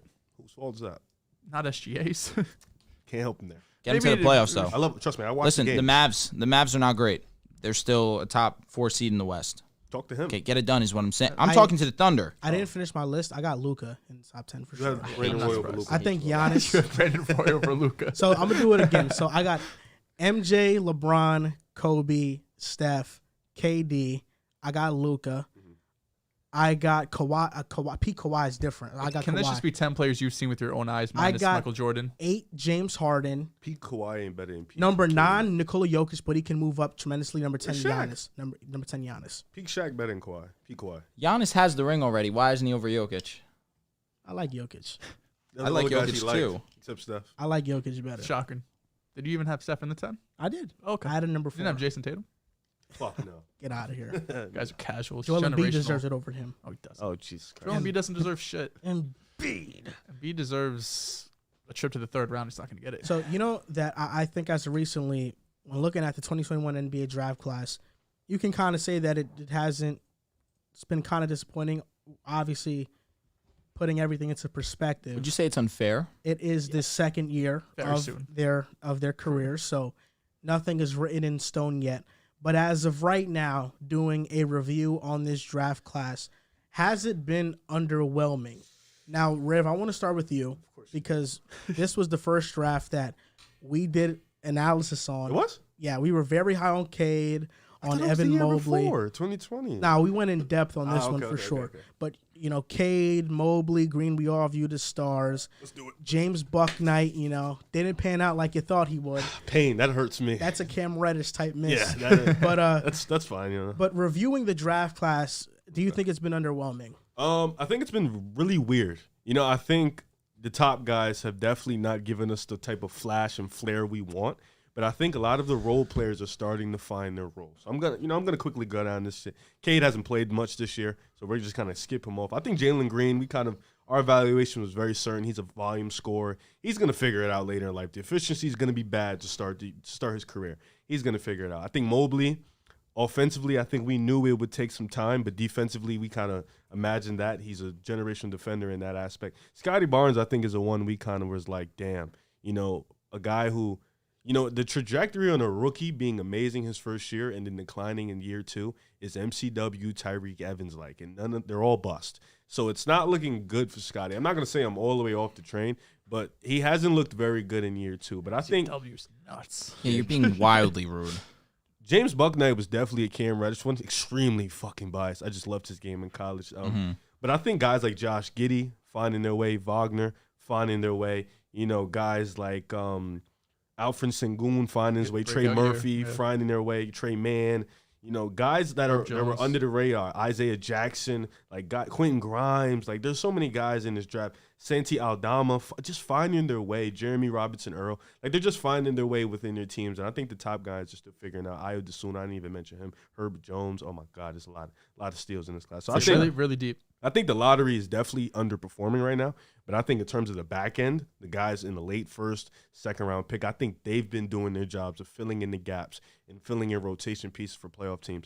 But for the lottery, you know, guys like Kuminga, we're still waiting on him. He's figuring out a little bit, but we're still waiting on him to make that ascension. Cade hasn't played. Obviously, Jalen Green, Mobley, Scotty, offensively, Jalen Suggs. We're waiting for those guys to pop. You know, I think when those guys pop, I think this draft will be complete because I think the role players are doing their thing right now. But, yeah, you can say definitely, I think you can kind of break it up and say the lottery guys have been underperforming, to say the least. It is year two, but they've been a little bit down. But the role players have been really well. There's a lot of talent in this 2021 draft. Riv, you did say it pretty well. The lottery guys have been quote unquote disappointing, but even still, I find that that's a little bit strong. Franz has been spectacular this season, has vastly improved from last season. Cade Cunningham, who was supposed to be the star of this draft class, has been hurt, of 14 course. Lottery picks. No doubt. Joshua Primo's out the league. Joshua Primo, I mean, that's an unfortunate. James Bucknight does not play. Okay, keep going. Zaire Williams. Mm-hmm. Davion Mitchell. I mean, he's a good role player for sure. No, I'm gonna skip the line here in the pecking order. Bro said go fuck yourself. Bro said fuck you. He said, how about you just continue yourself. so I can. Okay, Cade injured. Okay. Jalen Green, arguably the worst. His efficiency is horrendous. Evan Mobley. Still really good basketball player. Offensively, yeah. Scotty Barnes. I don't Jalen like the Suggs. disrespect. Jalen Suggs has been injured. That's really more unfortunate than anything. Josh Giddey finally figuring it For out. sure. Even when he's been injured, he's been bad though. Who? Suggs. To start the season, he came out the gates relatively hot. It's Chris just been Duarte. a struggle since. I mean, Duarte was a Moody and Come on, let's be Kuminga are real. still trying to figure it out. for sure. What Corey your, Kispert. That was a bad pick. That's the lottery. No, I think Corey Kispert's all right. He's all fine. right. He's fine. Oh, that's the lottery right there. I'm gonna. All right, Riv. All right. I'm gonna skip the line of the pecking order because I think when looking at this 2021 NBA draft class, of course, we all know it's still early. I'm not writing off their careers, but I put these players into 6 categories as we stand right now. Where we stand right now, I have them into 6 categories. The number 1 category is the best in the class category. Cade Cunningham, Jalen Green, Franz Wagner, Evan Mobley, no particular order. But those to me, You took Scotty out. yes, those The to guy me, who said that he could be Giannis, man. No, I never said he could be Giannis. But I remember being at your crib and I said hearing his you say style that. of play is Giannis similar. like. Yes, that's what I said. You Nobody said he you could be said he's Giannis. Giannis like. You thought he was gonna make a No, superstar. that's what jump in you here, said. too. Oh, I did. I gave you a lot of pushback for that. You told me that he could be Giannis Antetokounmpo, No, bro, and then I said, "You're telling me that I he could end said- up I being the said best his- player in the I said NBA." stylistically. You're lying. You know, You're Giannis lying. stylistically is crazy though, right? It's still crazy. Yeah, but Scotty in his rookie year had a lot of flashes of that, of the style of play. Scotty's regression in shooting has just been horrendous. We're going to get to the Raptors later because you was very high and they're looking like very mid. They're hurt. Looking like They're very hurt mid. squad. Always But fucking hurt. They weren't hurt last year. They have less wins than the Lakers. They were hurt last year, actually. The first category is best in the class, Cade, Green, Mobley, Franz. Those are the 4 clear-cut best players Where in is this Scotty? draft class. I don't think Scotty's here. The next category is disappointing category. Scotty Barnes has been very disappointing. He's rookie of the Super year last year. disappointing. Can you relax? Most of his rookie year case was mostly due to how the team was performing and winning. Why isn't Jalen Green disappointing then? Because Jalen Green's averaging 20 a game. Okay, and what's that He efficiency? is the worst The efficient shooter from everywhere. The efficiency isn't good, but he's also playing in a Rockets team They that play AAU the basketball. coaching is not good and they have no I structure. saw a comment say that. Jalen Green has all the skill sets and to be an elite scorer in the league. Scotty's defense has regressed this season. He's not attacking the solid. basket. He's not. Defenders are sagging off him and letting him shoot, and They he's are. still bricking. To be fair, so he's been disappointed. Jalen Green's efficiency has dropped from last year. which is impressive Yeah, to get worse. I know, but I think, like I said, I attribute a lot of that to just how he. I just want runs to keep their the same team. energy. No, the team Just is wanna keep very the same dog energy. shit. I get it. But I don't think Green has been disappointing. I think he's been what he is. Which I understand that. He hasn't improved as much as you would Scotty want. Barnes Scotty- has been legitimately like. I get that. We need, He's we need to see taking more. a step back. Yeah. We Okay. need to see Jalen more. not taking a step All right. up or down, really. But Yeah. Scotty. All right. Next one is, I think, Jonathan Kuminga. I think, I expect a little bit more in year 2. He had a lot of flashes year 1 and still continues to have flashes, but he has been disappointing. He's figuring out. Number 3 is Davion Mitchell. I don't like this be- disappointing tier though. Like I feel Davion like there needs to Mitchell- be another tier, Davion Mitchell. like a different name for it. Davion Mitchell was the 9th overall pick. His What did you ceiling expect, though? is a backup point guard. Yeah, He's an elite defender. There's no For doubt. sure. But offensively, he cannot create out of the pick and roll, and he is not a good shooter. He's not an efficient shooter at all. His ceiling's Marcus Smart. It's Pat So Bev. it's not Marcus Smart because he can't guard bigger positions. It's Pat Bev. Fair. Okay. All right. That's not a bad No, comp. it's Pat Bev. That's not I a do bad think comp. he's in a disappointing tier because of his efficiency and because come on, 9th pick. He's Can a you change backup the name point of guard. this? Change the name of this. Third tier is bust territory. Jesus There's Christ. 2 players in here: Who? Jalen Suggs and James Bucknight. I think those are the 2 bust territory. We know Josh Primo. Yeah. I didn't put him in here, but we know that he's pretty much a bust right now. Hey, wait, who you put in there? Buck Knight? James Bucknight. Ah, shit hurts. Yeah. The Hornets Yeah, I know. have nobody. He still can't You're play. a terrible Spotted in a car franchise. with a gun. And Jalen Suggs, most of it has been due Yes. to injury. He hasn't been able to find consistency, but when he's played, he's been inefficient. He's been turnover prone. His defense is a plus, so I do like that. This is a tier I called wild cards. Go Jalen Suggs in disappointing. No, I think he's more bust territory. Stop. Is he not more bust territory? I would like. It has to be Like a- this I whole know, not- tiering it has game to- is the bust territory was. It has to be like a Bucknight tier and- between bust and Yeah, they're- disappointing. I think yeah. that's for some. Because he hasn't been like Bucknight, bro. At least Buck Knight doesn't play. Yeah. I mean, bro, I You're want to getting look at if you're getting DNP, that's I- an issue. I want to look at Suggs' stats. Hey, respect Kuminga though. He been on one. He's been lately. playing, yeah, but it's been like a month stretch. That's good. I know, but Just this is turned year 20. 2. I understand. You're older than him. He can't drink. Okay. But we're talking about this second year. You know what I mean? He Oh be yeah, guarding. it's second year, but I do think that. That's why it's a small sample size, regardless. So I now we're do, taking a but- smaller sample size of a small sample But size. listen to this. If the Magic get a top 3 pick, I mean, of course, if they get the number 1 pick, they're going with Victor. Let's say they get number 2 or number 3, or they're get a top 5 pick and not the number 1 Ooh, pick. what team? The Magic. Magic. Okay. They will draft a lead point guard. They will. Yes. draft one of the Thompson twins, or they will draft Scoot Henderson. And They will Suggs not is think not twice the about it. starting point guard no more. No. So that to me is really concerning Okay. for his long-term future with that franchise. Number 4, wild cards. I have 2 players in here because I think that I know Trey Murphy. they're in here. they're not Giddy's in here. they're not the best in the class, but I look at their ceiling and their potential, and The way I'm you were intrigued. chatting last year. Josh Yeah, Giddey is in here, and Alperen Şengün Trey Murphy is in here. Sengun's been playing really well. Trey Murphy's in another tier that I I called. think he got to be in this one. He got This that tier swag. I called impact role players, and this is where the draft class shines. Trey Murphy, You're Quentin 100% Grimes, Bones Highland, Santi Aldama, Herb Jones, Yep. Ayo Dosunmu. Yep. They're all impact A lot role of good role players. players. And the next tier is undrafted God gems, damn. Jose Alvarado and Austin Reeves. Mm-hmm. Those were the undrafted gems of this class.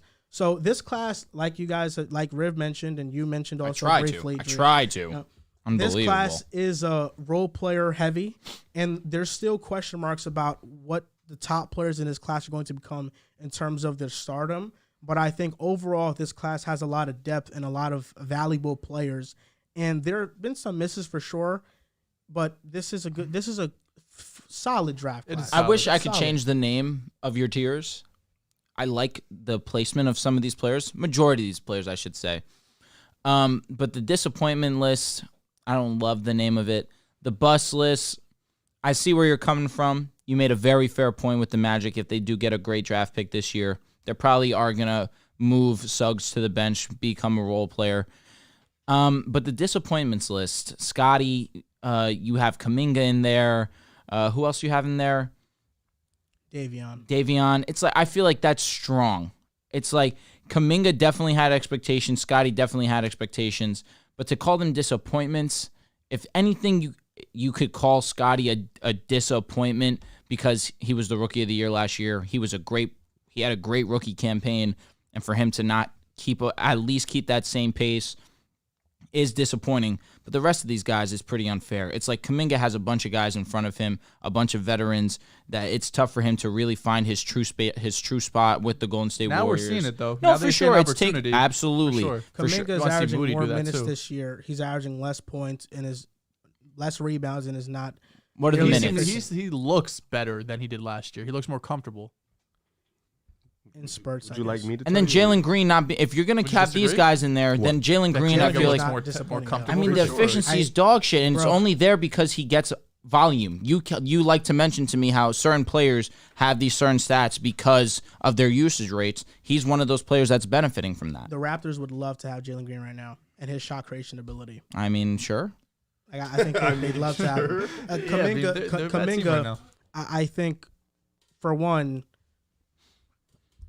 there are some parts in the games that has improved, but overall he's been disappointing. You expected a bigger leap. You expected a bigger leap. Like, I expect at least like 10 a game. You know, I don't think that's too much to ask for from the not. 7th overall pick. It's not. But the Warriors are such a unique case. Where It is a everything, unique case. everything is just so system heavy and so like you have to be Very able well to work said, with Joel. everyone else. Yes, That, but like it's very we- hard to look at one individual player and expect but him I to think it's improve also- in points and rebounds and like just regular stats. I think it's also looking at the expectation of Kuminga, what it was before the draft, what it was before this season. Before the draft, Kuminga, coming into the draft, was a top 5 potential prospect, right? It was a project too. He was a player that we looked at and said he could be, one of the top forwards in the game. Told you. And What?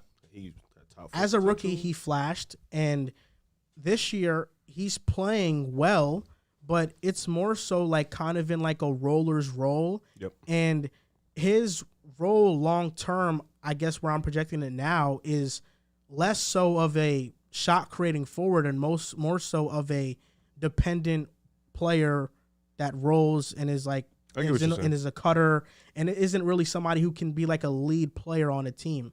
So he's like a great role player, but for the 7th pick, that's disappointing. I know what you're saying. I get what you, I think you said a lot of good things, and it makes sense because where he got drafted, you want to see more. And I think Golden State, they're so careful with their role players. And I forgot who said this. They said it takes like 2 years to learn the system anyways. So for Kuminga, they're just teaching him right now how to be a role player first before he can be a star. And with the 7th pick, you kind of want him to be that guy, like you said, 10, 15 points. Just something got drafted like to that. the wrong team. I don't think Yeah. I don't Right think team. if Franz is on the Warriors, he has those splits. I think we're looking at the Warriors like, fuck, they really got Franz. I know. I just think Kuminga was a project. That's easy to say, though. And Franz has so much more opportunity. But It's easy to say. I guess so, but out of college, Franz was a Swiss Army knife that I knew He was already a better player. any team he went to, Yeah. he was going to make better, and he was going to be a great role player. He's obviously exceeded those expectations, and now there's I wouldn't be surprised if he's the best player in his class. I think he's gotten to that point where if he becomes the best player in his class, I wouldn't be shocked. I I'd don't be know. shocked. We He's need been to- we need to shit see talking Cade Cade. healthy. He Yeah, was we need to shit see talking Cade Cade healthy. yesterday, bro. What'd he say? He was on the playback. He was I said shit he's talking not Cade. a generational prospect. He was shit talking Cade. And I That's not. Nah, No, there that was was- more there was he way was more than saying. And I said the Pistons are playing Cade too much like Luka when he's not that. He was shit talking Cade. I don't remember what exactly he was saying, but it was more than I just don't not. hear this No, shit because talking right now now. all he's saying he's not generationally. He's not Luka. Basically, he was There's going nothing more. wrong with that, No, yeah. not No, at of all. course not. Obviously, But Riv we had this conversation where before the draft I told Riv I look at Cade more like a Jason Tatum. I do. More of a scorer. And in agree. Detroit, They're trying to make him a playmaker. they're trying to make him a point guard. They're trying to make him Luka, and I don't think he's that. I think that Where'd you have Mobley here? Where'd you have Mobley here? Mobley's best in the class. Oh, he's in that tier Yeah, Rightfully so. No, for sure. Offensively, he's been disappointing, but for sure. I look at Mobley and there's something elite Yeah. about his And they game, also got Donovan defensively. Mitchell this season, which is Yeah. obviously going to play into pack how many touches he's going to get on the offensive side. Yeah. And that wasn't really something we were expecting, obviously, before the trade happened to come into the year. Yeah. The Pelicans killed this draft though. Trey Murphy, Yeah. Herb Jones, Jose Jose. Alvarado. Those undrafteds were key. I think I like your tiers. I'm not gonna lie. The Buck Night one hurt. Obviously hurts mentally, physically. I'm actually throwing up inside. But Kuminga's disappointing to you? and his explanation makes sense. He got picked 7. It makes sense. But like in Went terms of to like a roster though that wasn't really beneficial for him to. yeah, but in terms of like what I've seen from him in the beginning of the year, it was disappointing because he wasn't ready. He was making a lot of mistakes. His IQ was still low. But now, been like playing as, well. as I've seen lately, yeah. But I would still say this year he's been a little bit disappointing because you expected him. They let all their vets go because they thought the year 2 rookies were ready. And then we got into the season and they weren't ready. No. So I understand the disappointment, but I think Kuminga's more of a down the road potential, like year 5, 6, like that's when you're going to really see his potential. Where Wagner, like you said, he was a Swiss Army knife. You knew he was going to come in, Franz is savage. immediately impact the game, regardless of where he was going to go. So I could see if if the Warriors would have picked Wagner, they'd be like, oh shit, they got another one. But nice tier. I like it. I wish the Magic never took Franz and he slid to the Kings at 9. So wait, you're off the Jalen Green's going to be the best in the class? No, he could be. No. There's no could What do be. you mean? Where you on it? I said he could be the best player in the class. You tweeted because you're very high on Jalen Green. My tweet was So I'm people make it set in stone like he can't be the best in the class. So do you think he'll be the best in class? I I don't want to think hear there's a chance. Oh. Why are you trying? I'm just saying he could be. I mean, you just went from Jalen Green to I Wagner. think Jalen Green could be the best scorer in the league. He can lead the league in scoring one day. Bradley Beal did it. Does that move you? He's not Bradley Beal. I'm asking you, though. I Does don't that think really Bradley move Beal. you? I think Jalen Green, the Rockets right now, Or AAU program? they're a talented team, though. They have pieces. and I'm going to be honest. Like Like no vets. No. They don't. Eric Gordon? They're a talented team. He does not care about that shit. And I really feel Can't wait for him like to be a a Laker. lot of their flaws come down to coaching and how Silas manages rotations and just the system that they have in place. I think if a good coach goes to Houston, we'll see a pretty sizable leap from them and say, wow, this team is talented. And then in the draft, they're going to get a top pick. I like Get a true Houston. point guard, maybe. Yeah, I mean, KPJ's been really good recently. He has been. He but has been. I think I they're like still KPJ. internally. I've seen some reports that they don't know if he's a true, point guard. I don't think he is. And I think that's okay. Did you hear what Nikola Jokic said about Alperen Şengün? He's a dog. He said that they should run the offense through Şengün more, and they should because Jalen Green would fit perfectly Yeah. coming off screens from Yeah. Şengün. It's perfect. Şengün is one of the better playmakers at the center position, and they don't use him at all in actions like that. They don't use any of their guys to the role that they Correctly, need yeah. to be. Yeah, so it's That's a coaching problem. it is 100%. When your players are not utilized right in a system, it's 100% a coaching problem, or them being stubborn. 80% coaching problem though. The Raiders are about to score 4th and goal. Stidham. Raiders versus Chiefs. Chiefs. I needed Raiders win. I need the Bills to get number 1 seed. Okay. Oh, Chiefs made a stop. Never mind. This week in the NBA. Let me go first because I know Drew might steal mine. Okay, you can go first. If it's Lakers oriented, I'm gonna be upset. Oh fuck no! All Thank right, God. good. All right, good. Oh shit! Don't look now. All right, this week in the NBA, it's about my Chicago Bulls. They're giving us life. No, you're not doing this. 7. I'm not gonna talk. I'm talking about them in general. All right, tough. 2 weeks ago, I wanted them to tank. I still do want them to Okay. tank. that's right. But they have literally read my tweets and they started winning. 7-3 in the last 10. They've beat some respectable teams. The Heat, You guys have been the doing it all Nets. year. Yeah, it's fucking nuts actually how we went from beating good teams this year, losing to bad teams, and last year we couldn't beat a single good team. We've been rolling. Patrick Williams has had really good games back to back lately. Zach LaVine just had his big game. I'm not going to speak on it. I'm going to let you dig into that. I appreciate that, bro. Yeah, I'm going to let you dig into that. But it seems like as we've been rolling, DeMar has kind of given me that Offset vibe. Like, not really playing too well, doesn't really want to be here. The energy's off, the vibe's off. But with the other guys, I.O., Pat Will, we've been running the O a little bit through Vooch, Zach LaVine, Kobe White. I feel like the young guys or the not 30 guys have been getting the real energy, rejuvenated, and we've been winning a lot of good games.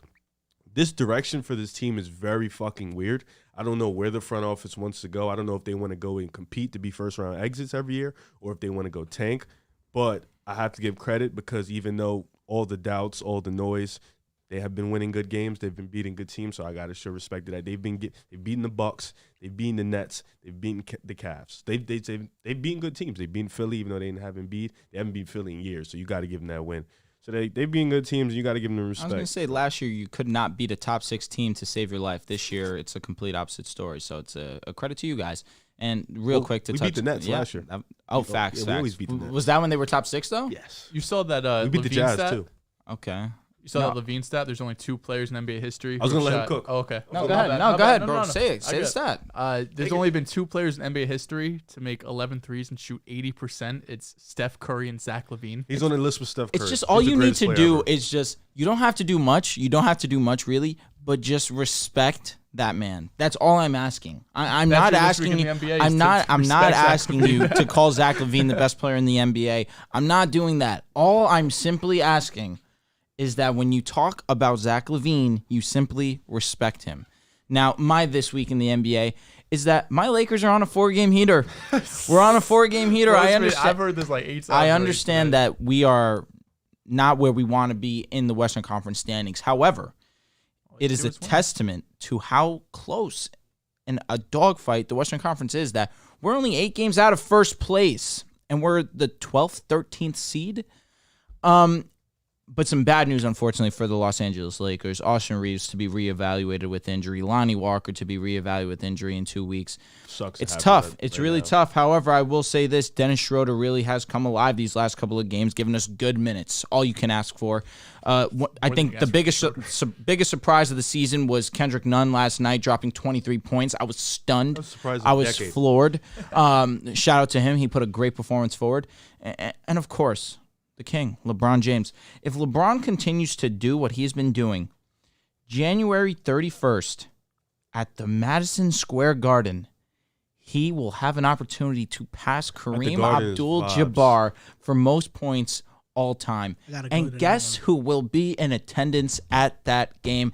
Andrew Thomas Velez. It will be a movie, and I will cry hysterically if I get that opportunity.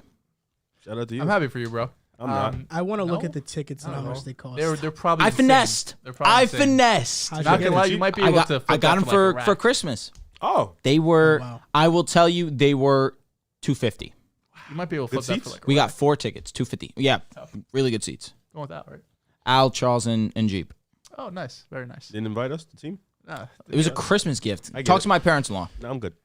We will. So the upper tickets I'm looking at right now are $1,000. It's like 300. Bless you. The lowest one is 255. Yeah, that's like there's one all the way at the top. Sit up that's there. 450. You're gonna see me in this beanie. You're gonna see me posted up with the City Edition LeBron. I'm gonna bring the Cavaliers jersey just in case. The team's gonna be dripped out with Bron gear. It's gonna be viral. No, you're going against your Knicks though, bro. It's gonna suck, dude. It really is gonna suck. But I'm sorry. Lake Show 100% true and through that night. I think an interesting thing about the Knicks is that we all kind of thought that if they made this, I guess if they exceeded expectations, it would be because of R.J. Barrett. But it hasn't. It's been because Brunson's a star and Randall's an All-NBA player. You could debate. I feel a little bit otherwise, only for the fact that you and I have been on agreement. What have you guys missed for so many years at this point in time? A real point guard. And getting Brunson really has been that difference maker for them. And that's what I've wanted for the Knicks for God knows how long. Getting Brunson, that's a problem solver right there. My this week in the NBA, Victor Wembanyama. They had an interview with him about a week ago, and he said that tanking is a very weird strategy. Obviously, we know this has been the biggest prospect since probably LeBron or Zion, if you want to put in that tier. And, you know, there's been multiple teams, Spurs, we thought the Jazz, Rockets, Thunder once Chet went out, that all seem to be in position to tank to try to get the number 1 overall pick or really get a 14% chance to try to get the number 1 overall pick. And he came out saying, find it unreasonable, and he tries not to think about it. And he also heard about the NBA considering a few different rule changes to try to, you know, sway teams away from tanking. They've done over the years. I think it was years ago, it was 25% for the worst record. They've changed it down to 14% for the first, you know, the worst 3 or 4 teams. I don't know if it's a weird strategy for teams, because if I was in the front office of the Thunder or the Spurs or whoever, I would be doing the exact same thing, because what's the point of winning 29 games when I can win 15 games and get a better percentage of getting a generational player who could hopefully help me win championships down the road? Because with the current roster you have, if you're in that bottom 10, you probably don't have a player that can take you to a championship. But it was interesting because we haven't really seen players speak out about it, especially players in college who are going to be the number 1 overall pick. But I don't know. It's interesting, but I also think that the teams have to do what's in best interest for them in the long term. So I understand why you'd want to trade away some veteran players or players that are going to help you win now to help win in the future. I don't even think OKC's tanking. I just think they're not they play hard. Terrible. Yeah, they're kind of floating around 500. I think they're like 3 or 4 games out. They just be losing for real. They be trying hard to sell. Yeah, I mean they have a lot of young players. The Spurs are literally tanking. Yeah. Well, breaking news: the Broncos interviewing Sean Payton for the head coaching job. The fact that he wants to actually meet with us, great sign. He'll interview. Great sign. I'd be very surprised. No, I'd be stunned. Oh, you're telling me. Also, because you have to trade for him. It's fine. You don't have any picks. Yes, we do. What? Oh, you have the first. Yeah, it's you have fun, the like, first. come on. You're gonna trade your only first. Why are you Whatever. dressed like an undercover cop? Somebody asked you. We know this answer. I like this. No, he's hoodie. new. He's new Thanks, to bro. I appreciate the it. show, bro. All right, guys. If you guys are just tuning in for the first time, as we are, how many? An hour and a half in. Yeah. Yes. An hour and a half in, Andrew Velez did get LASIK eye surgery, which is why I currently am wearing sunglasses that cover my entire eyes. So yes, that is why I look like a narc. There you go. Definitely a narc and an NPC. Yeah. NPC is crazy. No NPC is wearing a Laker beanie. I think that every this week in the NBA, you already know you're expecting multiple from me. I have 3. Oh God. I think I have to shout this out. There's an account, Davion DPOY, that follows me. He's a Kings fan. Shocker. Really love whenever he replies to my tweets. He always comes with positivities. Tells me I never miss. I love the stroke of the ego. Now, I watch King games religiously. Love a good stroke. And I love the fact that from last game when I called out the officiating against the Kings, a lot of Kings accounts followed me. Kings Stat Muse followed me. Kings Film Room, I'm a big fan of him. He followed me, and we all seem to be in agreement that the Kings, the officiating of it, they just get so many calls called against them. I haven't seen a team that is this unlucky with how refs officiate them. And Kevin Huerter recently was on a Zach Lowe podcast, and he was interviewed, and he talked about how because of like the officiating, he went back to Kings history, and the first thing he searched up was the 2001 Western Conference Finals where it was rigged and the Kings lost. And the Lakers went on to the championship and eventually won. But that was a Kings year to win a championship. And Kevin Huerter understands the lack of officiating. Domantas Sabonis, when Lauri Markkanen hit that buzzer beater that didn't count, he said that he was ready for it to count because, we're the Kings. So I think that it's pretty cool how they've all embraced this culture. But, yeah, the officiating is ridiculous. I really think that they get robbed a lot. Like Lauri, I had the under on him 25 or 26 and a half. And I had the over on him. Because they fouled him, which wasn't even a foul on a 3-point attempt where he kicked out his leg, it was obvious. He got the over. So, yeah, that was ridiculous. Christian Wood, I want to mention his defense. Since he started, 10.5 contests within 6 feet, most in the NBA, that's per game. Defensive field goal percentage in those situations ranks 4th amongst 28 players with 50 attempts and best among 12 players with 60. He's averaging 2.5 blocks per game, and the Mavs are 7-4 when he starts. The biggest question mark was his defense. He's been locked in defensively. He has a long, lengthy 7'3" wingspan, and he's able to deter those shots and balls going his way. And next one I'm going to go with. Last one. Worst true shooting percentages amongst 20-point per game scorers. Here we go. Number 1 is Kelly Oubre. That's fucking hilarious. Number 2 Jalen Green. is DeJounte Murray. Number 3 Jalen Green. is Keldon Johnson. Got it. Number 4 Jalen Green. is Jalen Green. Number 5 is Paulo Banchero. Ooh, Number 6 Interesting. is Ja Morant. Number 7 is Trae Young. And Trae Young has the worst field goal percentage of any 20-point per game scorer in the NBA at 41.5 field goal percentage. I'm assuming So Josh what's your- is because of 3-point. So what's your assessment on this? My assessment is that the Hawks have 2 players within the top 7 Got of it. most inefficient 20-point per game And scorers. there's the most ball dominant. That's not good. Not great. That's my we assessment. of it. passed them in the season. That's crazy. We were dog shit. Bulls Terrible. Nation. We beat 7-3 you. last time. I'm aware. So, bro, let me ask you. Shit, Now don't that move me. I'm the Knicks fan of the show, does this mean I have to hate the Knicks or the Bulls, or should I start a new culture? I mean, I don't hate you. That's so what I'm wondering. So, I respect start a new this. culture. Do what you got to do, bro. All right, cool. Whatever however your energy goes is how I'm gonna Got it. retaliate. Maybe you guys playing the play-in. That would be nice. Knicks are. You fuck with 60. Levine, right? I fuck with All right, cool. All right, I so respect we're Jalen- capped. I respect Jalen So Brunson. you fuck with Brunson too? I respect. I Oh, just gave bro, respect we're to good. Jalen We're Brunson. good. I understand the culture you're trying to set forth, Drew. Yeah. But there's been a culture that has existed for 30-plus years within Yeah. the Knicks and Bulls. It's a rivalry. Got it. And Knicks fans don't like the Bulls. That's what I'm wondering. That's why, That's- do I have to Oh, hate them? you don't have to, but if you don't, you're not a real Knicks fan. Because I'm a real Knicks fan. What is this question? Are you? I'm a real die-hard. Why did I get used to Knicks be. fan, Why did I get baby. deemed the Knicks guy then? Die Hard is nuts. Because That's Jalen Brunson. You're literally the opposite of die hard. you're not a You're die not hard even fan. dead. And you're not Jalen rooting for them. Brunson's star Oh yeah, that was people said I said that because I was a Knicks fan, just a fan of the game, Respect. and because of the Knicks, Absolutely. because I knew what he was going to bring Love our to guy, the Jalen city Brunson. and to Madison Square Garden. Jalen Brunson is a dog. I was even always watch on board games. with that. He is a dog. Absolutely. He's a dog. The real new. You know? Yeah, we always The knew real he was new. better than DeJounte Murray. That was knew always that. tough for Random me to sit with. DeJounte straight. That was always tough for knew me to that. sit with.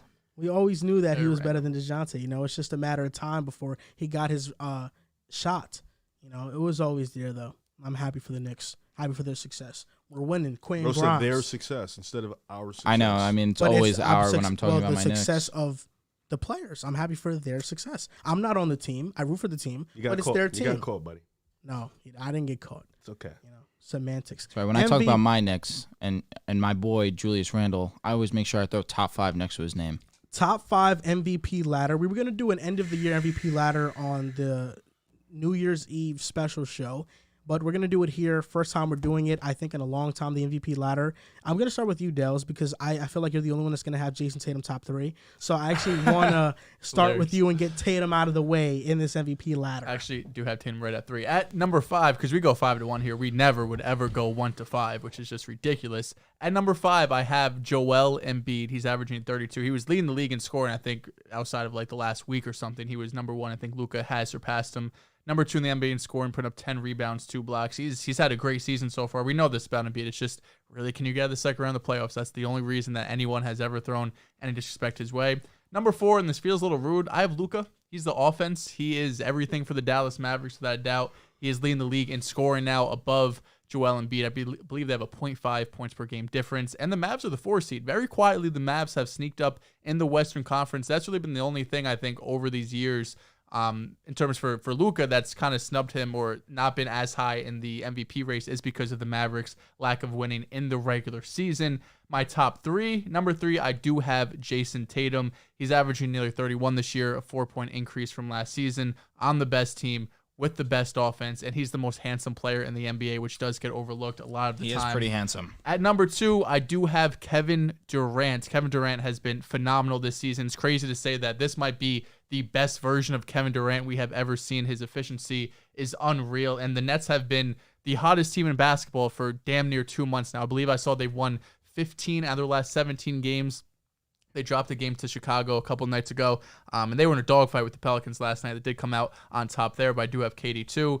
And number 1 is Nikola Jokic. I really do think the only thing that's going to stop him is voter fatigue. If voters get sick of giving this guy the MVP, the Nuggets are the 1 seed now. If you want any more icing on the cake for Jokic, we know his numbers, his advanced numbers as well, are damn near at the top of the league every single season. That's why he's won these MVP awards. And the fact that he's currently the 1 seed, and I mean, you do have like the Pels behind them and Grizzlies that are in a fighting chance, but the Nuggets have been playing great basketball. They had a good win over the Celtics just a few nights ago after a 40-minute intermission after the Rob Will broke the fucking basket. That was aggravating. But right now I have Jokic 1. So 1 through 5, Jokic, KD, Tatum, Luka, Joel Embiid.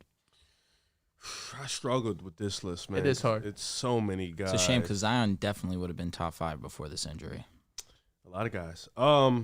So I'll start 5-1, but I have 2 guys at 5. How does that work? Can call one honorable mention. I can't. I got Joel Embiid / Donovan Mitchell at 5. I think both of them are playing at elite levels. I think Donovan Mitchell, what he's done for Cleveland, I don't need to really speak on it too much. He's been back to playing that defensive level. They're arguably the best defensive team in the He league. really caught you in Miami, dropping 71. That was crazy. Yo, I wish. I missed the game. Yeah, no, Because I got bet. really high at 3:30, and I went to sleep at 5:30. So I missed everything that happened after 5:30. I woke up at like 9 in the morning the next day. It was a crazy day of sports, Yeah, it was 100%. Nuts. Clay had 50. I missed Yep. everything. All right, number 4, I have Jason Tatum. I still think he deserves to be in the top 5. Definitely. Best, one of the best players on the best team in the league. Absolutely. Number 3, I have Luka. Now that he's a top 4 or 5 seed, you can comfortably put him in that top 3. I think when you're in the play-in, you kind of keep him in the 5, 6, 7 range, but you can't put him top 3 yet. But the way he's been playing, which has been solely him, literally putting the team on his back and propelling them to a top 4 or 5 seed. I don't know how long it's going to last because the West is It's a crapshoot. it's a jungle, Next it's a jungle week they could gym be the out there. 7th seed. Yeah, but I got Luka at 3. Number 2, I have Kevin Durant. I think since they're 17 and like 3. He's been averaging 31 points a game in their last 20 The games. efficiency is stupid. godly. It's He's stupid. Defensively, he's been great. He is. He's been amazing on both ends. You Legendary. gotta put him up there In in the the regular top season, 2. 100%. And then number one, the Joker. I think the Joker is comfortably in the MVP this year. You know, best team in the West. I think offensively, you know what you're getting with him. He's able to manipulate the game with his playmaking, with his post game. He's able to just literally dictate what goes on, and there isn't a defensive scheme that can stop the Joker. So that's my top 5 right now. Well, top Jokic. 6. Pretty similar. Only thing that I have different is KD and Luka switched solely for the fact that yes, the West is a crapshoot, and the fact that the Mavericks are as bad as they are, and they are a top 4 seed in the West. I just have to give a little bit of an edge to Luka, but not to take anything away from Kevin Durant. I've been very vocal about how amazing Kevin Durant is. The beef between him and I is over. We see eye to eye once again. I'm glad that part of my life is done.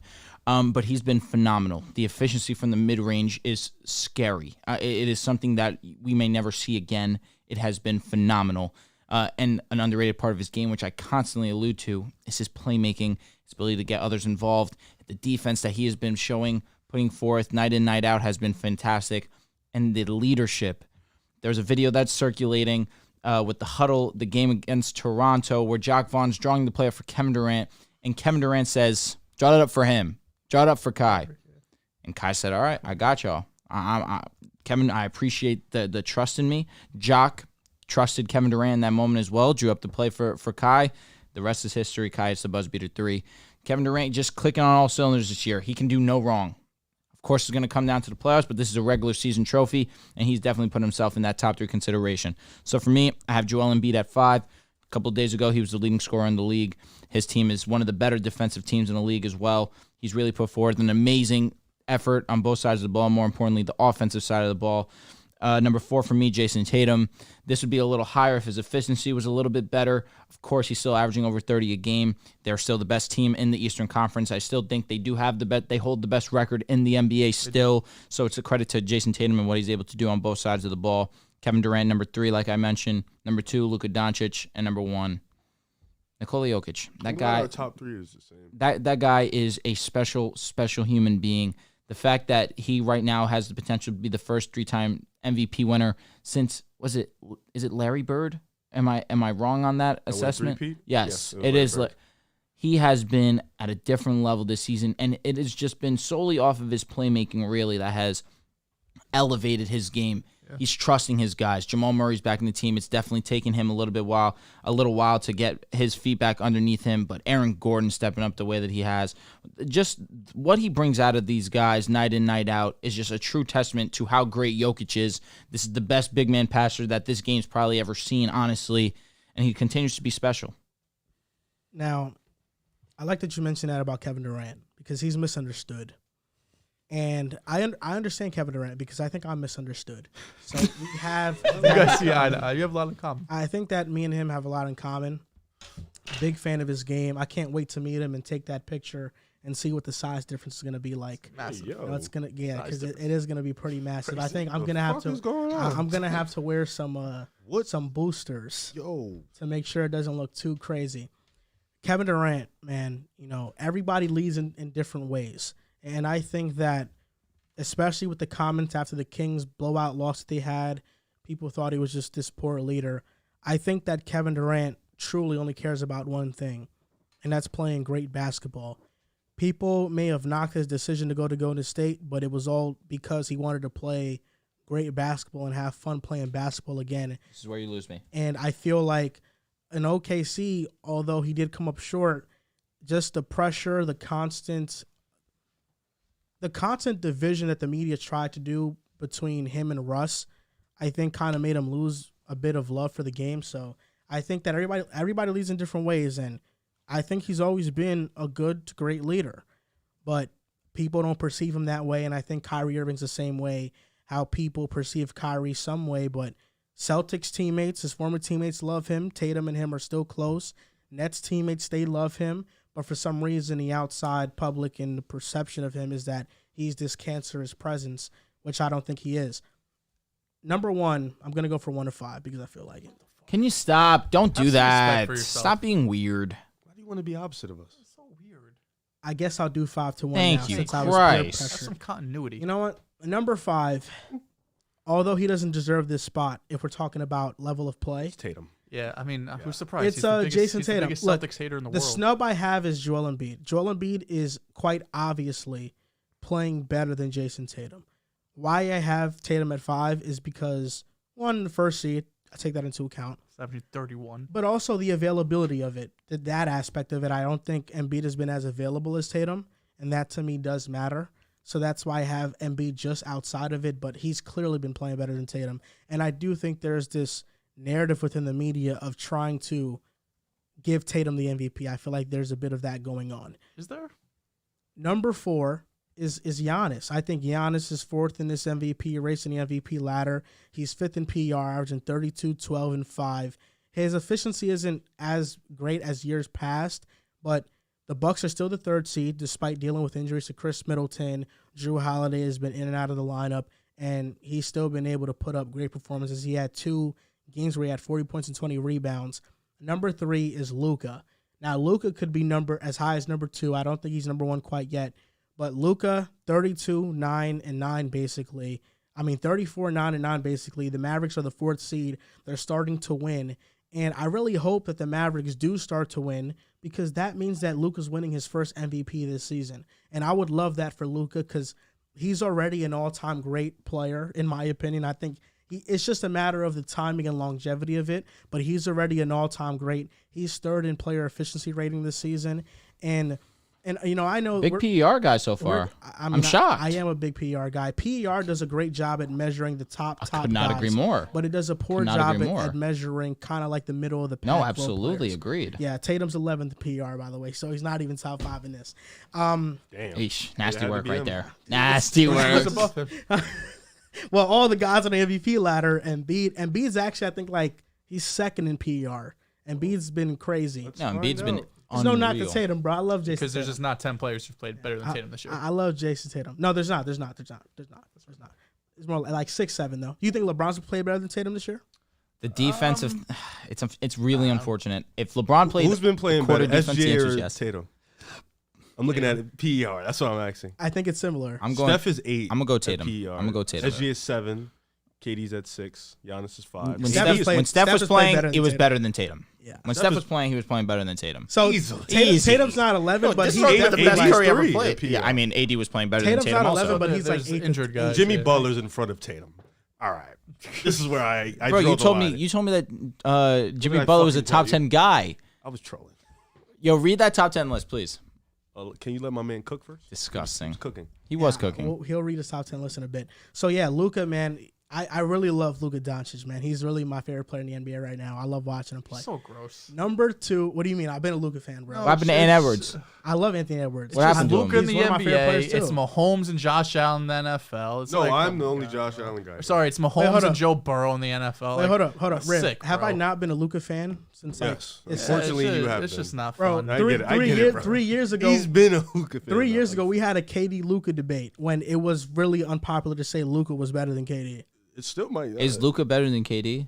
Right now, yes, he is. Oh my God. I mean, Luka's Luka. Nah, KD Like- different right now, though. Yeah, he is different right now, and I really want to give props to KD, number 2 in my list. 2nd seed, averaging 37 and 5, 1.5 blocks per game. The efficiency's off the charts, 6 in PER, and I really want to give him his credit because of how he's come back from this Achilles. I think that he's going to be the modern face of coming back from that injury, just how Dominique Wilkins was, and for him to still be playing at this level is amazing. And I was listening to a podcast recently about the talent in the NBA and why it feels so it feels like there's so much talent.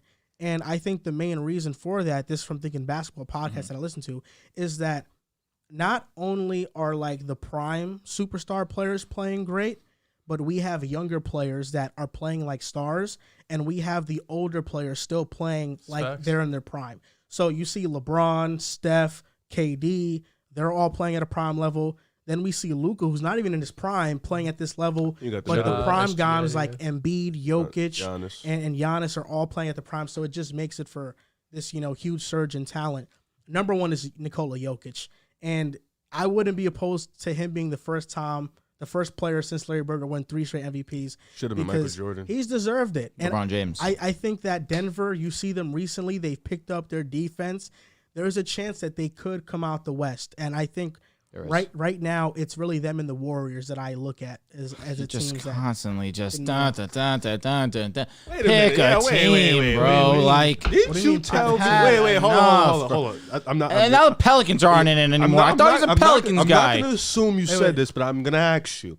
Did you not tell us a month ago at this table that the Pelicans could come out the West? No, he said he had 8 teams that could come out the West. Yes, but you just said right now it's the Nuggets and the Warriors. Favorites, yeah. So you don't have the Pelicans no more as a favorite. Well, they're not the favorites. I never had them as a favorite. You didn't have the Warriors as a favorite either. You didn't. A month ago you didn't. Did. No, you didn't. You didn't. You didn't. I'm gonna flip a lot. No. Yeah. I'm gonna refresh your memory. No, you had the Nuggets for a while. I'm gonna refresh your memory. Yeah, you remember about a month ago when we made our contenders thing, or I put out a list and I said these are my contenders in the West.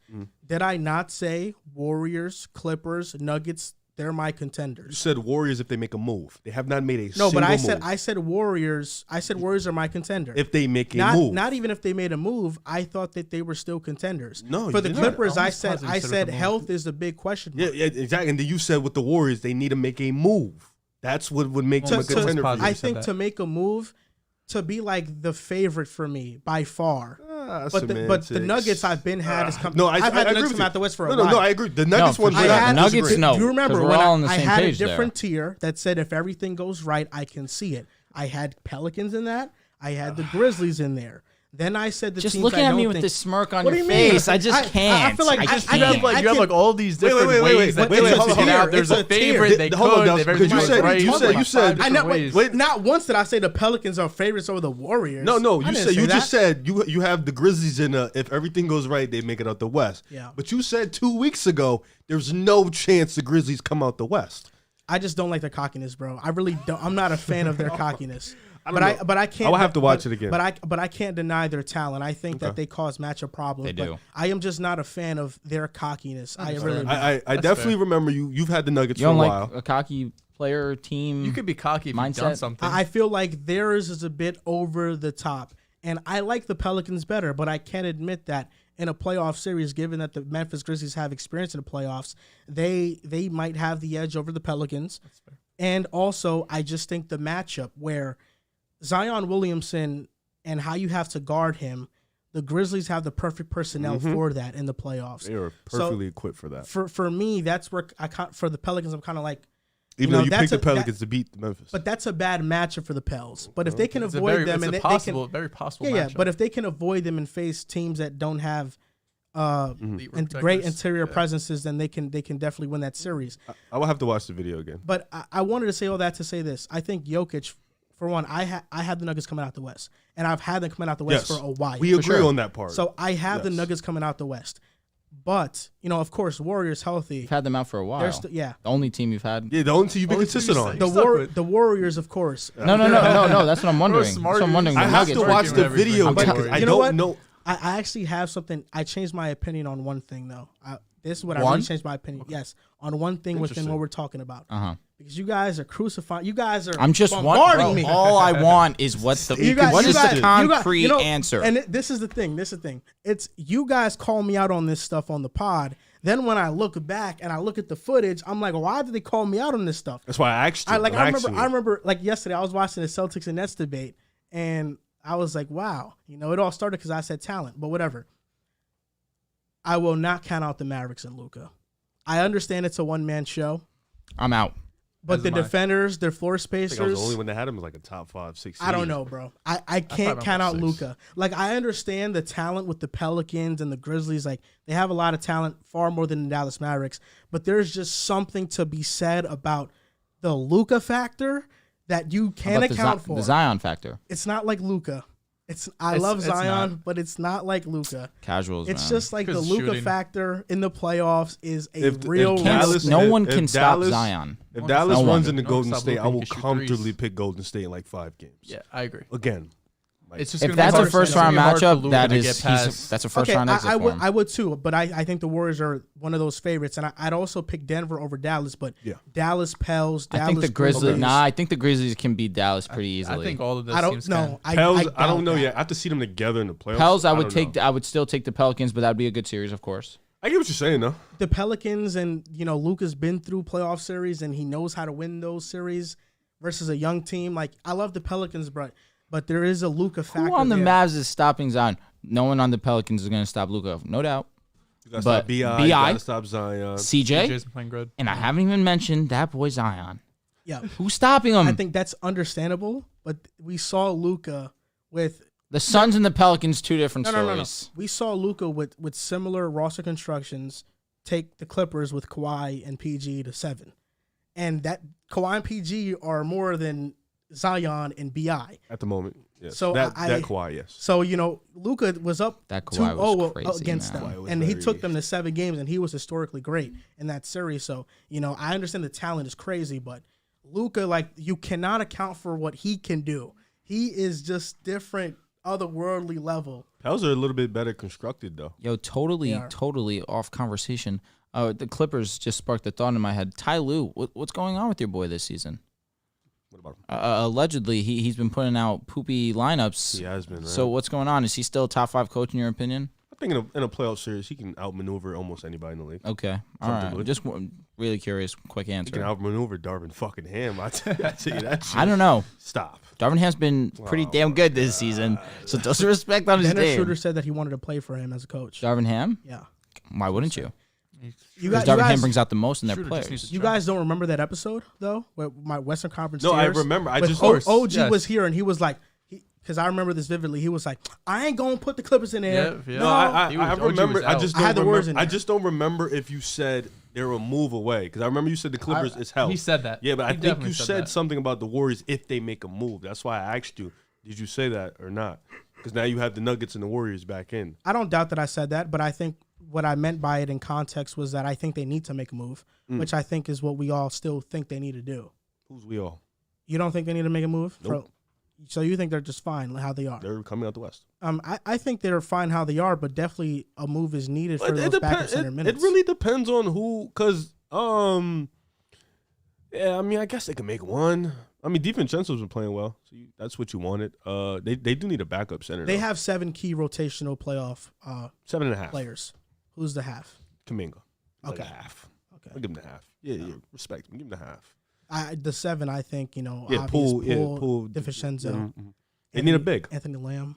Oh God, he's been playing good, but him in the playoff series is nuts. I don't know. Michael Green. Chiefs up 24-3. I can't breathe. Also, it's so crazy you said Tatum has been playing well. He's been playing really well recently. I didn't say he wasn't playing well. Yes, you literally did. That's why When he did was I- 5. When did I say that? That was your first sentence. No, I said he hasn't playing as good as these guys. I mean, you guys been playing. You guys been playing more than well to beat His last 10 games, he's been fucking tweaking. You lost to OKC in the last 10, What? and he ain't tweaked there. I've taken the under on him twice, and he's fumbled. Well, yeah, his last 10, he's dropping 44, 31, 41, 30, man. 41, 30. Like, what are we talking about here, bro? Mahomes has 175 yards. I need 170 more from him. He was never going to break Peyton Manning's record. I know. I just need him over 350. The guy's not nearly as Just good as need him over Peyton. 350. They have 24-3. My market shop. goodness, Tony had a bro. touchdown. Should I piss on a live? No, you Go can't. to the bathroom. Yeah. No, bro. Sorry, bro. I guess you can, and we can go to a quick break right now. We have John. Go Okay, good. go to a quick break. So Rivers gonna take a bathroom break, and we're gonna take a quick break as well.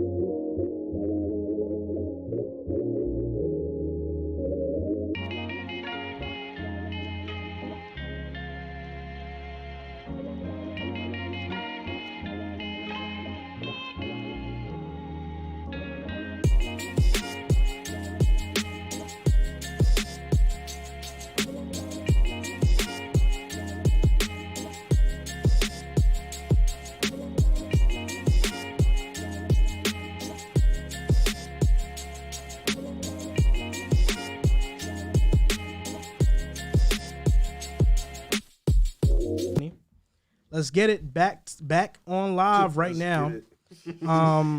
So we're gonna talk about Fred VanVleet, right? And I actually saw a comment before we got off live, Dehls, and somebody was like, we can't just gloss over those Tatum stats. So, why don't you name him again? Let's give Tatum his proper respect on the Tatum show. in his last 10 games, who has been playing shitty, as I've been told by Mr. Moran over here, has scored 44, 31, 41, 30, 41, 38, 29, 25, 27, 29. That's his last 10 games. Amazing. Phenomenal. Wow. Put some damn respect on his name. There's a lot of MVP candidates in the league right now. You disgust me. Steph get back. And Tatum's Me one of too, those guys. man. Our guy, man. When does he soon back up? Because we're missing an MVP. Are you going candidate. to transition this to Sucks, Fred man. VanVleet? Game not the some same way without and him. No, we was on a 4-game heater. You on a heater? 4-game heater. I'm start using that. We have the same amount of wins as the heater. Kings. They're 5th seed. We're 6th seed right now. We're like 2 games cooking. behind them. We're 1 game behind. If you guys go on a we road tie trip, with it's them, we shots. have the season series. If you go on a road trip, though, We're good, bro. We're locked in right now. do you have 3 wins on the road? Yeah, we have 16 wins at home. Okay. Fuck is you talking about? We're dogs, boy. Now, all we have to do in the playoffs is steal 1 game on the road It's facts. and just win every game It's at home. facts. Yeah, you but this guys- homestand you has guys been were great huge. at I home do last want to year. see the Kings in the playoffs, though. I think that Me would be too. fucking That'd be a great fire. series. You Kings would and beat them. Warriors. Kings and Warriors That'd be win amazing. in the first It'd be a fun. round. It'd be a Kings- very fun Kings series. upset? It'd be a very fun series. I I think you see guys it. would win. I do think so, but I think it'd be so fucking Come on, fire. bro. Some bonus. 2 of the high power 4 or offenses. 5 seed. Mike Brown versus Steve Kerr. The storyline is great. Facts. Nah, that would be amazing, bro. D Fox. D Fox Aaron versus Fox is Steph. like that. D Yes. Fox versus Yo, I see Steph. the jelly behind that. Yeah, I see De'Aaron that. Fox. I saw that. Steph Hell averages yeah. 35 on them. Not So surprised. Right, that's on everybody. so I flew on you guys. right now, 341 viewers in the live. We have 165 likes. Let's get to 200 right now. 200 likes. Run it up. If we get to 200, I'll give Tatum his imaginary flowers. We don't want it. Tatum and I. So Fred VanVleet was recently on the JJ Redick podcast, and he talked about the state of the Raptors currently. And he attributed the Raptors' poor play to continuity, the lack of that, Yep. poor defense, and heavy minutes to the starting 5, which I think speaks to the lack of a bench. Correct. Although, the Otto Porter Jr. signing was supposed to take this team over the top. But, Hey. Hey, who said that to you? now I'm playing. But okay, Fred VanVleet, Raptors, Drew, in the offseason. We haven't really talked about Raptors at all in this show since the regular season started. This is our first For time really valid going reason. in depth on them. But Drew, in the offseason, Scotty, superstar leap, he's been disappointing. We can touch on that. Raptors being better than the Cavs. Didn't he in that laugh tier, at us can when touch we on that. had the Raptors in the play-in? Whoa, what? Was that Laugh? Yes. I was upset. No, he You were- definitely gave He us had a push- lot of pushback, We right? got he a gave us ton. pushback for A having ton. the Cavs over the Raptors. I did. Yeah. I did. I had Toronto in the play-in. I'm winning. So I just want to W. hear Are you your winning? stance. I think they're not going to be Cavs playing. or the Raptors You are think pretty so? easy. Nah, Like, nah, they'll probably get it. It'll be worse. Yeah, that's what I'm saying. They've been really bad. Lottery pick. Amen to Toronto. I love it. All right, so to speak about my Toronto Raptors, listen, through thick and thin, we ride with the boys. But the issue here becomes that the guys simply are just not playing how we've seen them play in the past. Outside of course, Pascal Siakam, who has been Pascal Siakam. He's an amazing basketball player, all-NBA basketball player. Fred VanVleet, man, it really is unfortunate to see what's happened to him this season. The injuries definitely have taken a toll. You see it in his body language, his tone of voice when he's having the conversation with JJ Redick. He's being very transparent and honest. His body is failing him right now, and it shows in his play. He's not having that same burst. He's not having that same drive to his game right now. And it's really due to injuries. He spoke about it a little bit too. He said how the game was a lot easier for him last year, and now his role this year has shifted, and now it's been a little bit more difficult for him to adjust. That on top of the injuries hasn't boded well for him, shooting under 40% from the field, which is insane. I think it's, 37% from the field, something scary like that.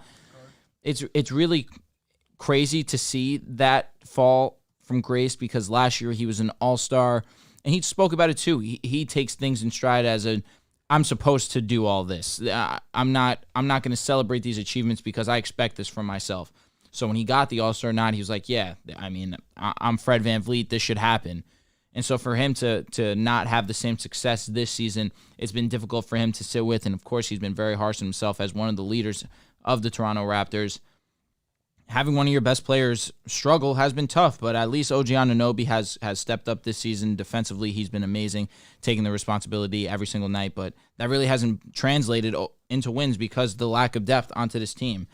There's really not much else to say other than the fact that you expected, and by you, I'm talking about me specifically, another leap from Scotty Barnes to really take that superstar leap, and he hasn't taken a leap at all. He just hit the star. No, for sure, absolutely. Good player. No, I'm not disagreeing with you. Last year he was a good basketball player, and if you say otherwise, you weren't watching, and I know you were. But this year he's definitely not been that same player. Recently he's definitely looked a little bit better, but overall the lack of shooting really has halted his game. Where last year at least he would let it go and have a little bit of confidence behind it. This year he doesn't trust it at all, and the defenses aren't respecting it. They're sagging off on him, and it's really stagnating the offense as well. And you really see as a whole translate into the Raptors' game plan. It's not the same of what we saw last year, and the Raptors are having a terrible fall from grace from what last year was one of the best starting fives in the NBA consistently night in, night out, to this year. Definitely not the same basketball, and it could be due to overutilization, due to the fact that their bench is not good. But that's really not an excuse when this five really is a talented group of guys. My nose is really long. It's like very pointy. Enough is enough. The jig is up, bro. The Raptors suck. I didn't say anything wrong there. Listen, was I supporting them? They were the most overrated team in the league. Stop. What are you talking about? We all knew at this table they were a first-round exit at best, a very competitive. They're just a team that plays hard every night. So defensively, they like to play in the margins. They like to get a lot of steals. They like to cause a lot of havoc because they don't have a real, true big to get rebounds. So they cause a lot of havoc, and they don't have a good offense, a half-court offense. So they just get a lot of steals in transition. They get the ball out quick. Listen, this year, Fred sucks. Let's just cut it out what he is. Hey, I'm not the saying offense as a whole isn't good. Nick Nurse isn't a schemes guy. KD pointed it out before. Now you can see it more. He isn't a guy that does X's and O's. He is a player coach, which is cool. It's nothing wrong with that. But when you don't have the players, it doesn't work. Gary Trent Jr., he's streaky. Fred VanVleet, he's a point guard that literally puts no rim pressure at all. He doesn't have an inside-outside game. His three-point shot, when it's not cooking, he can't do much. I think the other day he took 15 shots, 12 of them threes. I promise you, not many of them went 12, in. Right? Yeah, Something like it was that. really bad. The playmaking, he still has that in him, but he can't move much because of his injury. So he looks pretty much lost out there. Scotty Barnes has not upgraded from his rookie year. He has took a decline, and I still believe in him as a player to get better down the road. But you have to look at the situation. Siakam coming in, he has improved. The game runs through him. When you're an all-star like Fred VanVleet, when you're a year-two player like Scotty Barnes, you expect the ball in your hands the next year, especially after the year you have him. But when the offense solely runs through Siakam, it makes it tough for them. And that is three guys who kind of needs the ball to show the improvement in their game. And then you have a bunch of non-shooters on the court at all times in a floor spacing league. It's not going to work. Not to mention you have no real big in the East where you need bigs. You don't have a bench. Otto Porter Jr. was a miss, which I knew it was going to be a miss because his history has shown that he gets hurt a lot. And in Golden State, it was different because that system literally it elevates any player, for the most part, any player who plays in that system. In terms of Toronto, that's tough for a player like Otto Porter Jr. He doesn't even play. The bench isn't good. The team is always banged up, and Nick Nurse runs his players to the ground. I think Toronto should blow it up. I think Siakam should be traded. Fred VanVleet should be traded. Gary Trent Jr. should be traded. You keep OG, you keep Scotty, and then you work on getting more picks, building this team up differently from the core that it has now. But why keep OG and trade Siakam? Because OG is on a team friendly, and he will never be. You're gonna have to pay Siakam. Siakam is gonna make. I believe he'll make an All NBA team. He already made one. I'm talking about this year. Okay. He'll probably might make an All NBA team, which means he's gonna want more money. No need to pay Siakam. He's 28, 29 years old. He'll be 30 when you can just pay OG for a friendly, maybe $18 to $20 million deal. He's 24 years old. You know what you're getting with him, and he's not somebody who's going to demand the ball a lot, who's going to create, he's going to demand a high contract. He's going to make an All-NBA team. So he's much cheaper than Siakam, as opposed to Siakam, who's going to demand $35 to $40 million. You don't want to. If your team is led by Pascal Siakam, and trust me, I am a Bulls fan. We are led by DeMar and Zach. If you are led by Pascal Siakam, your team is not going to go far in the playoffs. That's just realistically how he's not that type of player. He is a number 2 on a championship team, maybe a number 3. Same thing with those guys. So you have to. He won a championship as a number 2. Exactly. The number 1 was the top 5 player in the world. Nice. So it's like Toronto's is one. Man. Toronto's one of those teams I look Scotty's in no gonna man's land because they want to succeed and they can't with this roster. It's just not there. And then also you have like you could keep OG because he's not going to impact winning as much as Siakam. He might make an All-NBA defensive team though, I think he'll make it, but he's not going to impact wins as but much that's as going to Siakam be will. money that's going to go into his pocket. Not All NBA. Not all. I mean, did Gobert make an All-NBA team? Yes. Yeah, he did. Really, regular All-NBA. Yeah, bro. So I got the Damn. stupid ass contract. That's what I'm wondering. Yeah. All right. I think you said a lot of good things, You did. Riv, but Thanks, bro. I do disagree with your final point about just blowing it up. I do think that, like, in this, I guess in modern NBA, whenever things don't go right and the team you can see is stuck in no man's land, the first reaction is just to blow it up and trade all the good players for draft picks for the future. But the reason I disagree with that, though, is because the Raptors are losing with these players. Siakam, OG, Fred, Gary. The Raptors are the 11th seed currently in the Eastern Conference, and they could very well get a top 10 pick with this core. Like, you know, I look at the East right now. If the Bulls don't start trading their players, they'll be in the play-in. The Knicks are competitive. The Hawks are competitive. So the Raptors could still be on the outside looking in, and they could get a top 10 pick and add to this core. My question to you, what your point is saying, how confident are you in Toronto developing that top pick? Because their history has shown they develop undrafted late round picks. And Scotty, who's coming off a down year, how confident are you putting a player in that position where if you do bring in another pick, the offense is still going to be run through Siakam. It's still going to be run through the veteran guys. How confident are you in bringing in that pick with these guys? I'm confident. It's more so of a Scotty thing than it is a Nick Nurse thing. Well, I think that I don't think Nick Nurse is good at X's and O's, but I do think that He's definitely he doesn't have the players that allows him the freedom to experiment with things because he has to play every one of his starters 37 minutes plus a game, or else they're going to lose the game. And a lot of his players want to win the game. But if you have better talent in there, if you have a player who can do more things, like let's just say, you know, they luck into Scoot, which is a long shot. Yeah. Bro said the unrealistic one. Yeah, okay. but, you know, now you bring I mean, in the Scoot, draft lottery, anything can happen. So, yeah, but now you luck into Scoot and Fred VanVleet comes off the bench, or Amen Thompson, you get one of the Thompson twins. You know, I think that right now the problem with the Thompson twins is you need spacing. They can't shoot. Right now they can't shoot because Fred is struggling. But let him get healthy. But for example, like coming out of college, we knew Scotty was like a Swiss Army knife player. Yeah. But we knew his offensive game was extremely limited and needed to be developed. Yep. So he's an example of a player that, you know, that development thing, that point is right. But I think in this draft class, there's a lot of players who are polished already who can come in and make an immediate impact. So that's where I kind of like differ because I don't think they're going to need to develop a guy that much as like they had to with Scotty or Golden State does with Kuminga. Scotty was the rookie of the like year. even if you do bring in one of those guys, I think there's a lot of high level guys in. What's the point? You're still gonna be in a position where your ceiling isn't gonna change much. You know what I'm saying? Like I think it's just better than is it trading because an all NBA. Trust your guys is essentially what There's you're probably a saying. medium. You don't have to blow it up, but you could trade what some of the what does pieces he you say? don't need What does to he say keep with the Gary Bulls all the Trent time? or- They're in no man's land, right? Regardless of how far we get, we're still a first round exit. That's the same way I look at Toronto. Regardless of what you do, for the most part, you're still going to be a first round exit because most of your players have peaked. The difference, though, is that You kept saying Siakam peaked. He hasn't peaked. Well, the team has. the difference. I was wrong about that. The difference between the Bulls and Raptors, though, is that the Scotty Bulls hasn't peaked. If you think Scotty's... So that's what I'm saying. Well, You know, Vucevic is on an expiring. OG hasn't peaked.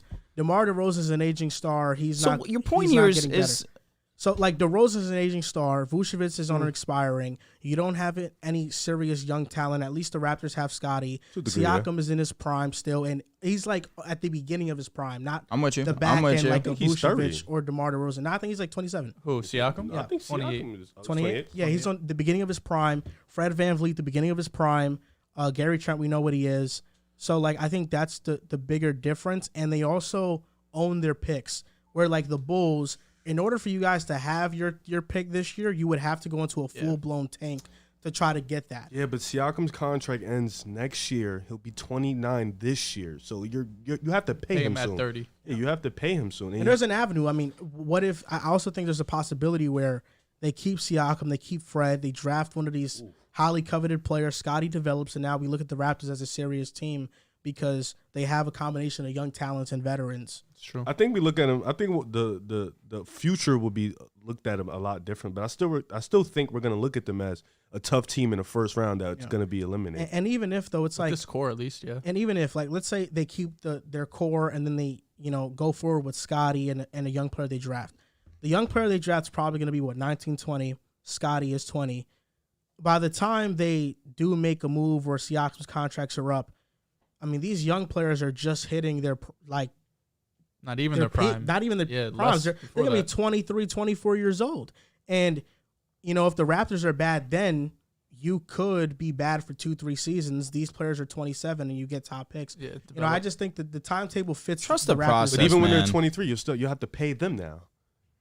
Yeah, I mean after 4 or 5 years. It's I don't know. It's tough. Scotty's still 3 years away from having to be paid, and then whatever rookie you get drafted. But Fred, I do feel for Fred because I think that especially for smaller guards, once they lose a little bit of athleticism, it's hard for them to recover from that. And Fred has never been a super efficient player. When he averaged 19.6 points per game in 2020, he shot 39% from the field.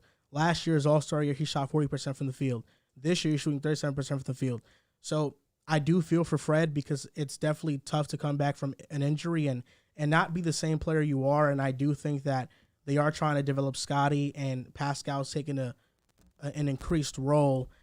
And it's tough, this is not the same situation, but Isaiah Thomas going from 29 to out the league, similar situation where he got injured.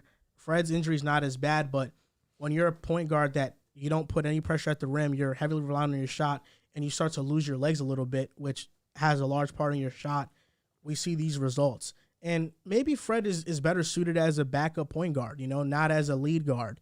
I do think that he can do both at his very best, but, we've seen him go from a great six-man to a starter to an all-star, and I think he's one of those guys that has a low ego where he just wants to win.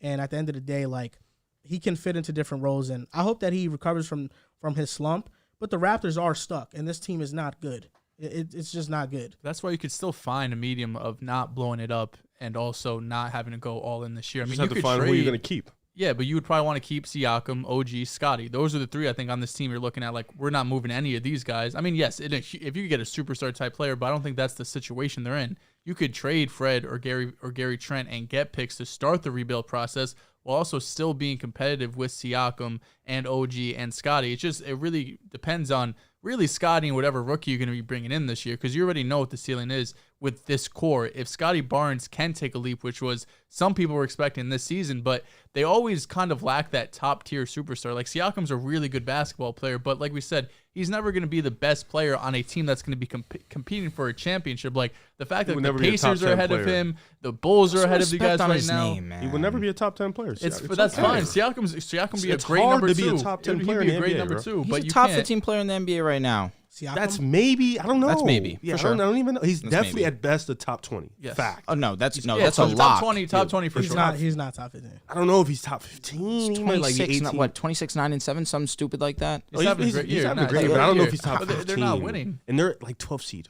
Yeah, the Pacers. The Pacers don't have a top 20 player right now. So you have Jaylen Brown as top 20, correct? Yes. Okay, Pascal Siakam is better than Jaylen Brown. Yes. Okay, let's see other players. Brandon Ingram, would you say he's top 20 or fringe? Fringe. He's not top 15 though. Who do you have top 20 right now off the top of your head? No, Who's Donovan better, Mitchell. Trey or Siakam? Shit, I probably would take Siakam. You are not serious. Right now? Siakam is playing better. Exactly, but right now. But Siakam's not oh, yes, better absolutely, than Trae Young. no. Okay. Right now, Siakam's top 15. Okay, he's having a top 15 season. And last year, he was All-NBA player as well. Bro, even with Siakam's numbers, they're heavily inflated because Enough of with his this inflation increased shit. responsibility. I'm tired of hearing this shit. He's not Trae Young, bro. Listen, Trae Young is a better basketball Trae Young player. was the Absolutely. best player on the Siakam. team that went to the conference. This season, I mean, I would take Kyrie. I'm You got- always there's a going to take message in Kyrie. chat for you. What's the message? Where's her public apology, bro? Donated $9.99. Oh, Interesting. You on the spot. Ah, shit. No, yeah, because before I left, prior to, she just ruined the great conversation. That's okay. Prior to when I left, the day I actually left, I said her cooking was mid, and then I went that night to her house. She cooked the food. It was indeed not mid. She made shrimp and fries. I'm not gonna lie, bro. Interesting. Siakam's nowhere near top 15. Okay, who? This season. This is in no order. Jokic, Absolutely. Davis, Luka, Embiid, Giannis, KD, SGA, Steph, He looked up the Zion, PER. Jimmy Butler, Jason Interesting. Tatum, Close. LeBron James, Okay. Donovan Mitchell, John Morant. That's 14 players. Paul George is better than Siakam. This season? Damian Yes. Lillard. Okay. That's 15. Damian Devin Booker. Lillard's That's injured. 16. Okay. They're better. So LeBron's. I'm not sorry, not LeBron. AD's injured. It doesn't matter. No, but AD was clearly significantly Kyrie better than Irving, him. 17. All right. Julius, So I was wrong. Julius Randle's been better. Wait, than you him. didn't say Jalen French. Brown, right? I didn't say Jalen Brown. Okay. I didn't even say Sabonis. I think Sabonis has been better this year. Again, that's close. Is Yeah, there an that's argument arguable. for Laurie Markkinen this year? No. Ah, There's Nah, an I gotta argument. see- I gotta see a but little you- more. I no, gotta see a little You more. can, you can But make the Siakam. argument, But but yeah, I think Siakam you'd be still. wrong. No, yeah, like I think Siakam's top 20, but he's not top 15. Okay, fair. Hey, Yeah. I'm willing to accept 15, defeat on that 20. one. There's a lot of great players That's in the why league. 15-20 There is. is not going to get you best player on a championship team. It's All right. not. I mean, he was number 2 and won a championship. But there's a big difference between number Just one. saying. So was Chris fucking Middleton. What's your point? Chris Middleton was really He's good, a top though. 30 He's a player in the 2. NBA. Okay, I'm gonna and be honest, bro. Throw some that- respect on Middleton's run. I'm gonna Is be he not honest, top- bro. he's That not top 20. that He's not. Raptors run with Siakam being second best player, that was like He was second best for like 2 That series. was like a collection of talent. Yeah, that team was they great. had. That was a great Stop. Bro, we six we had players- this conversation six- I already. think Siakam six- was really I think fucking 6 or good. 7 players in the finals average double figures. We had this conversation also already. finals Siakam where- was really Siakam good. was Guys, horrible but against look the at the Sixers. You were depth. shocked Yeah, at how yes, good he was. Bro, Kawhi Leonard, No, the team was Siakam, deep as Lowry, shit. Gasol, Danny Ibaka Green, was on that Serge team. Ibaka, Yeah, Fred yeah. VanVleet. It's one of the Gasol deepest was. teams You you've say ever Gasol seen. already? Yeah. Yeah. It's one of the Like, bro, deepest that teams you've ever team, seen. that team was You know mad what? deep. Let's do it right now. Fuck out of here. The Siakam shit. What year was that? 2019. 2019. Well, while you do that, we're No, gonna. I'm here. It's here. It's here. Okay. It's here. So, Are you looking at his game log? yeah. All right, good. All right, so first round against the Orlando Magic. He averaged 23. Played well. Against No. You can't just say 23 and just go 23. No, I said he played well. Like, All he right, played go well. ahead. Sure. Against Philly, he averaged 19 points. He shot 44% from the field, 27 from the 3. I don't care about free throws at the moment. Okay. And then against How many Milwaukee, rebounds, he averaged 6. Against Milwaukee, he averaged 15 points. That was the one where he shot 40% from the field. See the second highest score still in that series? Can you No, see? I doubt it. I'm just looking at Siakam. And then against Golden State, State, he was averaged really 20 good. points. He was Yeah. really good. He was good, but that 32-point game was an inflation because he had 12. He had 32, then he had 12, 18, 19, 12. And then he had 26 the last game. So Okay, so in the closing game, he had yeah, 26. closing the game in the first game, he was really, really good. And then against Milwaukee, outside of that 25 I am point interested. game, 25 what? he had 18, 14, 7. He was also 8, going against 15. Giannis too, which is Man up. which is in tough. the Bucks series, Lowry averaged 19 in that series. Nice. So Lowry was the Yeah. guy. They also had Norman Powell. And, Norman was good. yeah, I mean they were fucking stacked. They were Yeah, it stacked. was nuts. They were Yeah, Yeah, stacked. like against Philly, he had a 9-point game, an 11-point game. He has some stinkers. Going against Embiid No, he's not. No, he's not. in the paint. Who else is Gasol. defending? Fucking Ibaka and It was- Gasol. It was Marcus. Apologize. Yeah, he was going against probably Jimmy or Ben. That's what I'm saying. Like either which way you shake You it. said Embiid, though. I know, but that's the big man that I'm assuming that's going to play defense on another big man. But yeah, either which way you shake it, that Philly defensive lineup was great. Yeah. Yeah. It sucks to suck because Kawhi was fucking amazing. I mean, in the finals he saved was them. great. In the finals he was great. yeah. Siakam, top 20 player. Dope. So I'm looking at the. I was wrong in that top 15. I'm not. No shame. Oh Top no, 15, he's yeah, not no top 15, but he's top 20. I'll No shame. live. Top 15 is tough. It was very, especially in The 2022. spin cycle is indeed top 20. 2023 now. Excuse me. Siakam had 11 points in Game 7 versus Philadelphia. Mm-hmm. 4 for 11. He had a 9-point game in that series. We just went over it. I mean, were you Were you listening? not listening? No, I- Not at all. Not at all. Because I was searching it up on my own. Yeah. Jesus Christ. Did you name the final stats or no? Yes, bro. Okay. The averages are like game by You game. really pissed me off. Not the game by game. You did not listen to us. Yeah, Use your bro, come damn on. ears. Jesus Christ, we had a whole Bro, conversation. literally ignored us. I told you. I mean, I can't multitask, bro. I'm not a Where- good where? multitasker. I was looking it up for myself. I wanted to see. We have this little segment next. It's progress or regress. Now, It's the last topic. second half of the season is coming up. We're already, I think, 40 to 41 games into the season. Good sample. So second half of the season is coming up. in the past, we see teams make surges in this part of the season. Last year, it was the Celtics. They were one of those teams. And I think this year, it's kind of the opposite will happen. You're gross. But turn it around. Progress. I want you guys to name me a team in the East or West, or if you don't have two, just name me one team. But which team do you think will progress in the second half of the season? So I wonder who you're going with. you know what? First things first, I don't appreciate that level of disrespect, all right? I really don't. But for the West, absolutely, to no one's shock, I am 100% going with the Los Angeles Lakers. LeBron and AD, let AD get healthy. Let LeBron continue to cook up the way that he's been cooking. Again, 29 points at the age of 38. You don't see things like this ever in the history of the game.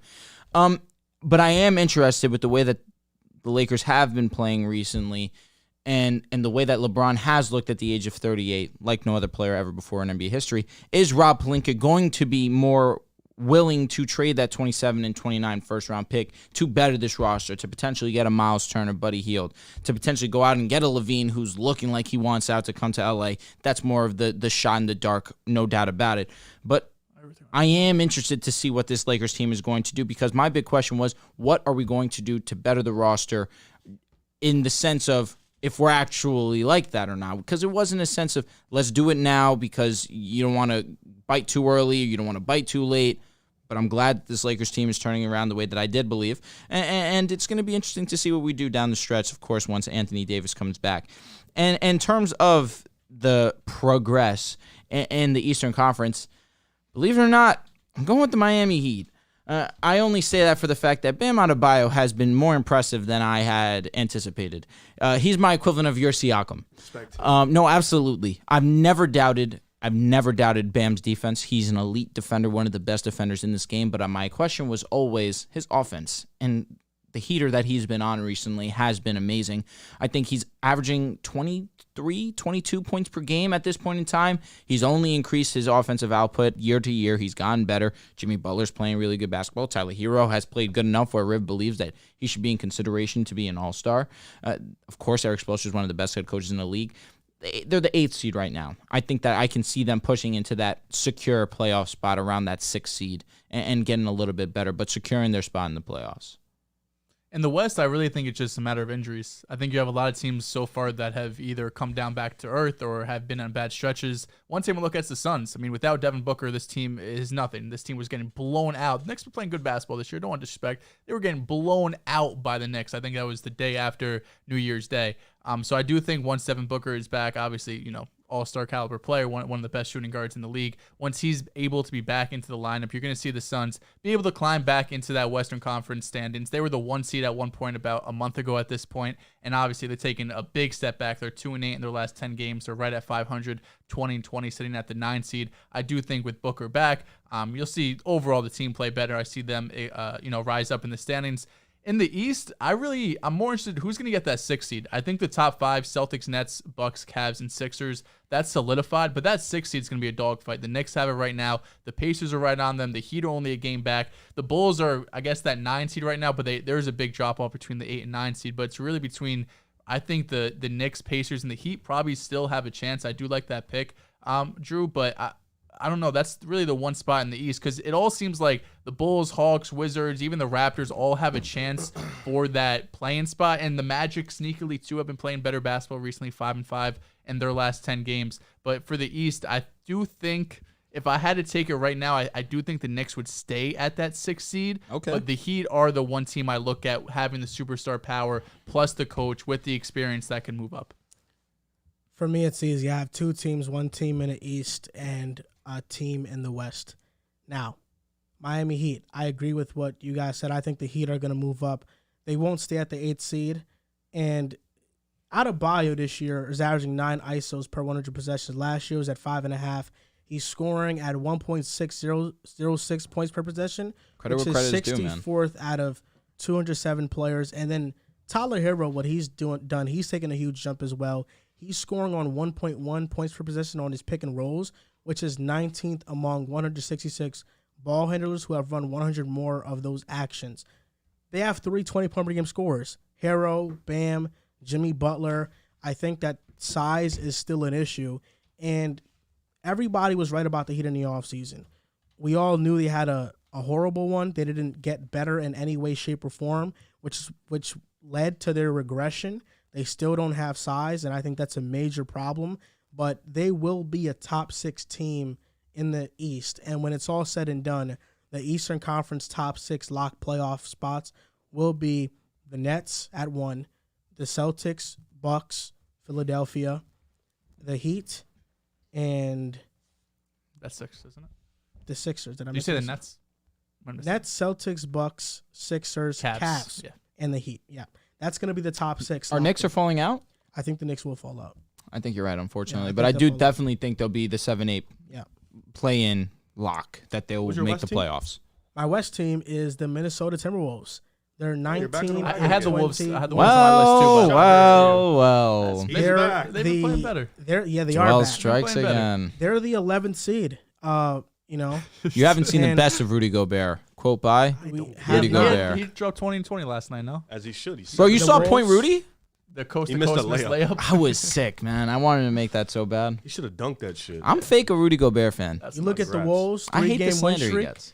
Ant-Man in his last 10 is averaging 26, 7, and 5. playing He's really well. really improved as a playmaker this year. Nas Reed has taken a leap off the bench Shout in the out last Jersey. 10. In the last 10, he's averaging 14, shooting 39% from 3. McDaniels shooting 43% from 3. Gobert averaging 2 blocks per game. They have a top 10 half-court offense and defense. Their troubles come in transition. They're a horrible transition offense and a horrible transition defense. But I look at Karl Anthony Towns, his potential return, which is probably going to be in early February. I look at McLaughlin returning this month and Taurean Prince, who returned, who gives them a better floor spacer. And honestly, you know, there's been a lot of issues with the Minnesota Timberwolves this season. Most of it has been Rudy's defensive regression. But I do think that there has been a lot of unluckiness in the lineups Rudy has been in, because this is an alarming on and off statistic. So these are Minnesota Timberwolves players' 3-point percentage with Rudy Gobert on the court. Edwards at 34%. When he's off, Gobert is off, Edwards goes to 41%. D'Lo's at 36% when he's on. When he's off, he goes to 35%, so not a jump there. McDaniels goes from 35% to 37%. Jalen Noel goes from 19% to 41%. Cat goes from 19% to 45%. Taurean Prince goes from 33% to 42%. Austin Rivers goes from 25% to 46%. So for me, I look at this and I think that that's just a lot of unluckiness going on. Because, you know, Cat being a 19% three-point shooter with Gobert and a 45% one with him on, with him off is, I think, just an anomaly. I think it's just a coincidence. I do think It kind of makes sense, though, don't you some think? of it is attributed to spacing, Absolutely. for sure. That's why. But Cat is a great shooter nonetheless. And the regression shouldn't be that large. No, 19 to 40 makes no Maybe the sense. regression is a couple percentage points different, but Yeah. I think that there's a lot of shooting bad luck going involved here. A little And both. A little with, both. With them being a top 10 half-court offense and defense, they can fix their transition defense and offense, which is mostly just effort and communication, then they could make a huge leap in the second half of the season. Do you I believe think? that. Do you think that's more of a coaching thing? Because I know like the Warriors are a very rare substance, but I look at Looney and Draymond, guys who aren't shooting bigs, and I still see Steph, Clay, Poole having to be efficient. Poole maybe not this year, but he's for the most part an efficient shooter. I look at those three that haven't had efficient years, Andrew Wiggins. So you think this is more of a coaching scheme thing, or the I players? think the biggest thing is they just don't have a player who can run the offense. You know, I don't think they have a general. You know, with the Warriors, it's I was gonna Draymond. say, but it needs to Steph. be Anthony Edwards. He's not a point guard. He's Should be not, D- should but be D-Lo. It should be D'Lo. fair. D'Lo was never a point Good point. guard. Yeah, to he's a scoring degree. guard. Yeah. Yeah. Okay, my turn. We know where the fuck I'm going with this. Golden State. Duh. Yeah. And my West team. That was my second team too. No, for sure. Yeah, but it's Golden my State's one. got to be it. Top 3 seed. Beginning of the season, I had the Nuggets. I had the Warriors. Facts. 3. Can I speak? I'm blanking. I think it was. Can I speak? Fuck Sorry. me. Golden State, baby. You had Golden State, yeah. Okay. Right You behind know, the Timberwolves. Steph.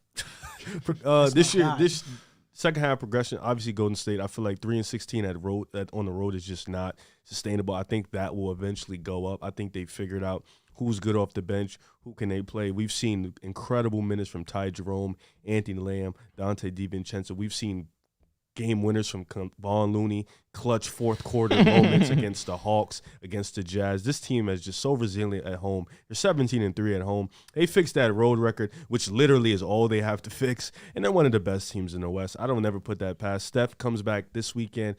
Andrew Wiggins comes back tomorrow. That's big, especially with the way this team has been playing and firing on all cylinders. Klay looks back and back to his form. Jordan Poole looks like he's got his rhythm back. So you get all that back with the fact that you get the best point guard in the league back.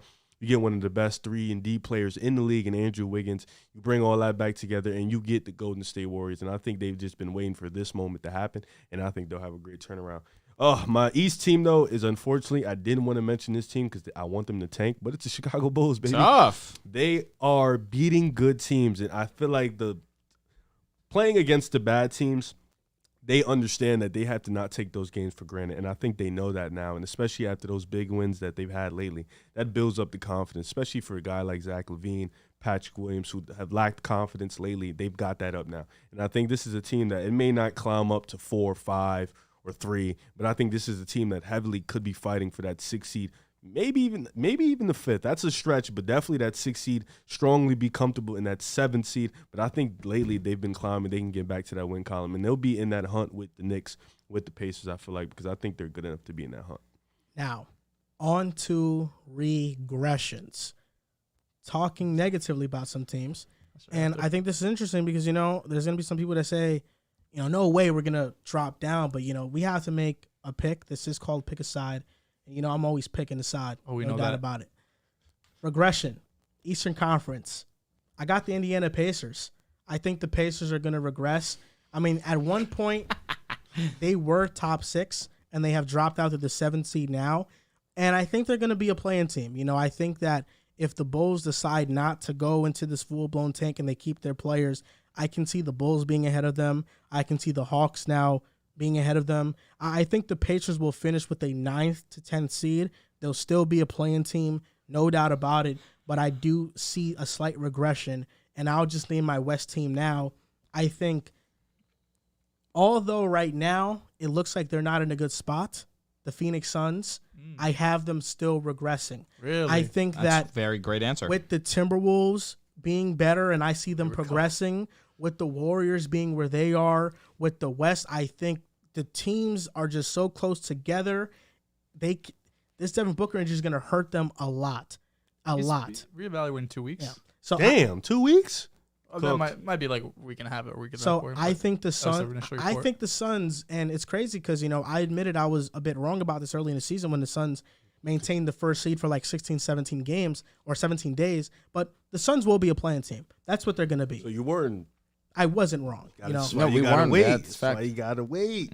Yeah, I mean they're playing great now. They were top 5, top I 5. I think if Devin Booker doesn't get hurt, they're a top 5 seed, no doubt. But You don't think when Booker comes back, they can't? Yeah, the West is pretty I close. think that with the lead some teams Hoping have not. in the West, it's going to be difficult.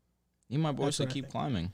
But, because I don't see the Nuggets going anywhere. I don't see the Grizzlies going anywhere. The Pelicans, Well, Zion BI injuries are alarming. What But about Portland? They were just They're competitive 2.5 with the Nets. games. Portland they're steady. They're gonna be 2.5 steady. games behind Dallas right now. Phoenix. I will say this. The Jazz are going to fall out the play-in. They're going to regress. Yes. They won't be a playing It's team. Minnesota, But they'll be climbing. 11th. They'll be 11th. They're that team that will barely miss it. But it's just a testament to how great the Western Conference is. It's not that this team is bad. I think the Jazz are a competitive team. They're a and fun team. It's just the parity in the NBA right now is at an all-time high. But 2 regressions in the West. I think the Suns stay at a play-in level, and the Jazz will drop out the play-in.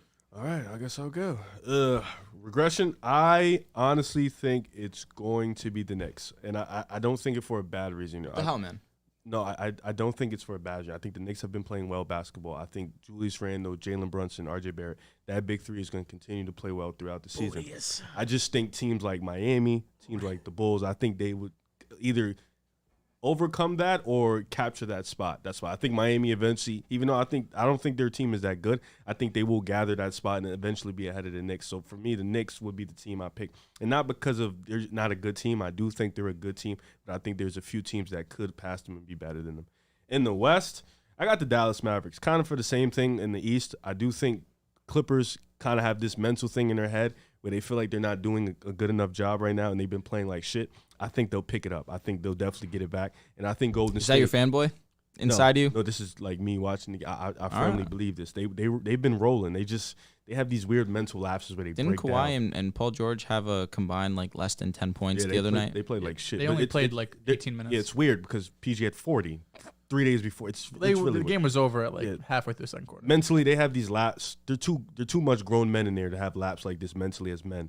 It's weird to me. And I also think Golden State, Sacramento, they will climb over Dallas. You know, I think Phoenix can still get up. I think Portland's going to get some wins, but overall, I think Dallas. I think Luka, what he's doing right now is not sustainable. I think he's putting the team on his back. He's putting a lot of wear and tear on his body. And I know Joel thinks Dallas can beat anybody, but the way Luka is putting so much tear on his body this much into the season, he's going to be gassed by the end of the year. He's going to be gassed. It's just going to happen. That's just how your body is. He's a young kid, though. He is, but the way he's putting his team on his back and he's performing, it's crazy. So I do have Dallas sliding down a little bit. I still think they'll be in the playoffs, but I have them slide. I'm under the similar belief, though, where I do believe in Luka's ability. I just think so. It's more so the pieces around Luka, and I just don't believe in this Dallas Mavericks team. I think that's the one team in the West I do believe will regress. And as for the Eastern Conference, you hit it right in the nose, Joel, the Pacers. It's looking as if Miles Turner is not going to be able to reach a contract come to an agreement on a contract with the Pacers. So I do think that Miles Turner will be traded by the NBA trade deadline, which does make things very interesting for a lot of teams that will be suitors for Miles Turner. But that's just going to bode not well with what's going on in Indiana. And as great as Tyrese Halliburton has been playing this season, unfortunately, the Pacers just simply do not have the talent to continue to keep up with the pace that they were at the beginning of the season. I do believe that that's my Eastern Conference team to regress. You guys took damn near all mine. The Mavericks were the one team, I think, at least in like the upper half of the West that I see regress. To Riv's point, I just don't know if Luka's going to be able to do this for another 40 games while still keeping his body in shape for the playoffs. Luka's obviously a phenomenal player, but if you could have any knock on him, it has been being able to keep his body in shape coming into the season. He's not the type of person who's training like obviously LeBron's an extreme, but like a lot of other athletes have. He's having a great start to the season. He's still going to be in the contention for MVP. But once you get to those final few games of the year, and especially in the playoffs, I do think the Mavs will drop from the 4 seed. They're still a playoff team without a doubt, and I still think they could be above the play-in, but that's the one team I look at in the upper half. And then the Eastern Conference, if I go with another upper half team, we haven't talked about it much, but the Bucks really have not been playing great basketball. They're 4-6 in their last 10. Obviously, not having Chris Middleton is a big part of that, but for the past year plus, I mean, Chris Middleton really hasn't been the most available player in the NBA, and the fact that he still hasn't really gotten over this injury and he's not been able to stay healthy dating back to the round 1 of the playoffs last season is a big question mark for this Bucks team.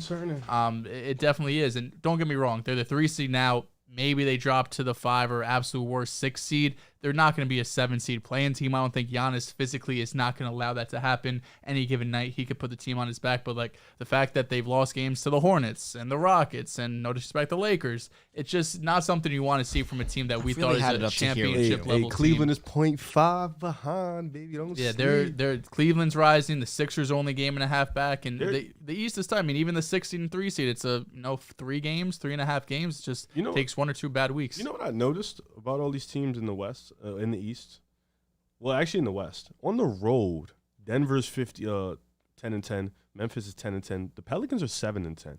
The Mavericks are 7-11. Golden State obviously is dog shit. Not even going to say that record.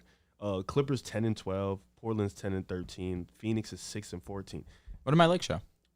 You're all the way at the bottom. But you're 8-13. The East is the East. The West. Excuse me, that was looking. The West on the road isn't good in general. Like the best is a 5-5 record. Like the Kings are 9-9. There is no real team that's good on the road. Even if you look at the East, Celtics 12-7, Nets 13-8, Bucks 9-9, Cleveland is 7-11, Sixers 7-9, but the Knicks 12-8 on the road. You know, Road Warriors. Yeah, like that's crazy. Knicks tape. Fuck your shit. We're looking forward to the second half of the season. Should be a good one, man. Brooklyn Nets, baby. My God, notice how he didn't say New York Knicks. Yeah. He never does. He never bro. ever does. It's really lonely on this side. You know, like I I remember when I had a compadre that rooted with the Knicks for me night in, night out. I really miss it. You know, it sucks. It's because it's for show purposes. You know, the show, I think the theme of the basketball season, at least for me, and my saving grace is the Nets Celtics. Bro is a fan of the Knicks, but it's not his theme. It's disgusting. Well, the theme of the season, I think, is Nets Celtics. That's going to be a growing theme of the pod all year long. Who's going to win? Nets Celtics, Nets Celtics, Nets Celtics. We actually over here don't care about that. Really? Is that not part of the? Because neither of you will win the finals. Why? Because the West is going to win. Really? Positive. If the West, Positive. Probably, Who in the West? It could be Denver. It could be I'm the Warriors. staying out of this conversation. Yeah, you think because right now, if I had to pick two teams, it's the Nets and Celtics, the two best teams in basketball right now. I think in the playoff series, Boston can lose comfortably to a few teams. Comfortably, bro. To Denver? Denver, the Joker would run laps around Joe Mazzulla in the playoff series. Yeah, no, comfortably. Oh, yeah, Rob Will can't check. Yeah, let's be Claxton let's. I don't know about Claxton. that. Wait, Rob Will can't check who? The Joker. Nobody can. The Joker would pretty much pick your coach's No one brain can apart. check him. It'd be bad. Okay. Get out of the West first. You don't want us to get out the West. I'm not. I was talking about the Nuggets. Oh, I mean, getting out the West is a I dogfight. say you got to figure out that first. You got to get out Giannis. You got to beat Giannis. Okay. You got to beat the Nets. KD We and beat shit. Giannis last year. Beat the Nets last I year. actually What would favor the else? Celtics over the Bucks. The Nets and Celtics series is one That's that a whole new one. I need time. I need a time. New one. It's That's gonna a be new fun. I need time. Damn, bro, that's crazy though. The first team you mentioned to win the finals in the West was the Nuggets and not the Warriors. Yeah. You know how you calling me out on the Knicks and you mentioning the Nuggets with Got the you. Warriors. He got you. I said the Warriors are coming out the West. No, just now. I said Nuggets, Warriors. Those No, teams. you literally just said Nuggets. No, I acknowledge the Nuggets can come out the West. They can. My favorite. So can the is Pelicans. undoubtedly the Warriors. That's my favorite. Yeah, but they- the Nuggets can come out the West. Before we go, somebody said talk about that list, Riv. Your top 10. Facts. Please do. Please do. Please do, Riv. It was 3 a.m. You're such It a. was 3 in the morning. No, like I was bored as fuck. So I decided I was literally in the Discord and I was on chat and I was telling them, you know what? I'm about to make a troll list and see how many people actually believe that was real. Wow. And that's what I did. It was like 3 a.m. I was really tired. like what Joel did, saying you can't See, call but it was Giannis the best but it was player. quote unquote troll. But you still, I saw a little bit of There was- seriousness. yeah, there Never with call that him page. that You again. thought it was serious? Fake No, effort. there was a little. What was the list? What was the Okay, you had Giannis Jokic. wasn't on Then you it. had two, Uh, Steph Curry. So LeBron wasn't on automatically, it. I'm taking some validity to Well, this. I have to. Let me see. You have to reel I'm him in. taking some validity to That this. was bait. That was bait. Yeah, you have to No, reel he him in. baited. You He have to- baited you me have to reel hard. him He in. had me. He had me. I'm like, I'm on the hook, and then suddenly, The face expression change. very quick. Let me see, You go from nodding your head to opening your mouth Like- wide. Okay. No, he's peeking. So what's the list? Top 10 players in the NBA currently: the Joker, Steph, KD, Luka. It's a fine 4. See, that's what I'm saying. No, the first half was fine. He had me. And then Tatum like 5, 6 through Donovan 10, 6, yeah. SGA 7, fine 7, 8 Siakam, Brother, troll. what are we doing here? 9 Jimmy Butler, definitely troll. PG 10, I like that. Bro said 5. Nah, I had troll. 7. I had to reel people in with the first 4, so you keep reading, and then it gets to like SGA and shit. You're like, whoa. And then it gets to Jimmy Butler, you're like, what the fuck? And then, Donovan, yeah. Donovan at 6. You should be ashamed of Respect. yourself. Yeah, You no, should be I'm ashamed of trolling. yourself. See how There's many people that people read believe those tweets of That's yours fine. and they take it That was like the goal. it's Yeah. gold. I wanted to see if people really believed I made that bullshit, and they did. Disrespect on my name. That's going to do it I had for to delete episode my tweet on your name. 244 of the Pick a Side podcast. You guys can follow us on Twitter at Pick a Side Pod, on Instagram and TikTok at Pick a Side Podcast. Make sure to drop a like on this stream. It's a cost-free way to support us. It is a cost-free And way. if you guys want to support us even more, going to our sponsors helps us out a ton. At Mojo, you can use code PickASide100 for a $100 deposit on your first deposit or bonus on your first deposit. Doesn't matter what the amount is. And join us on Boom Fantasy. A lot of NBA games tonight. Jaguars and Titans. Make sure to play some plays on there.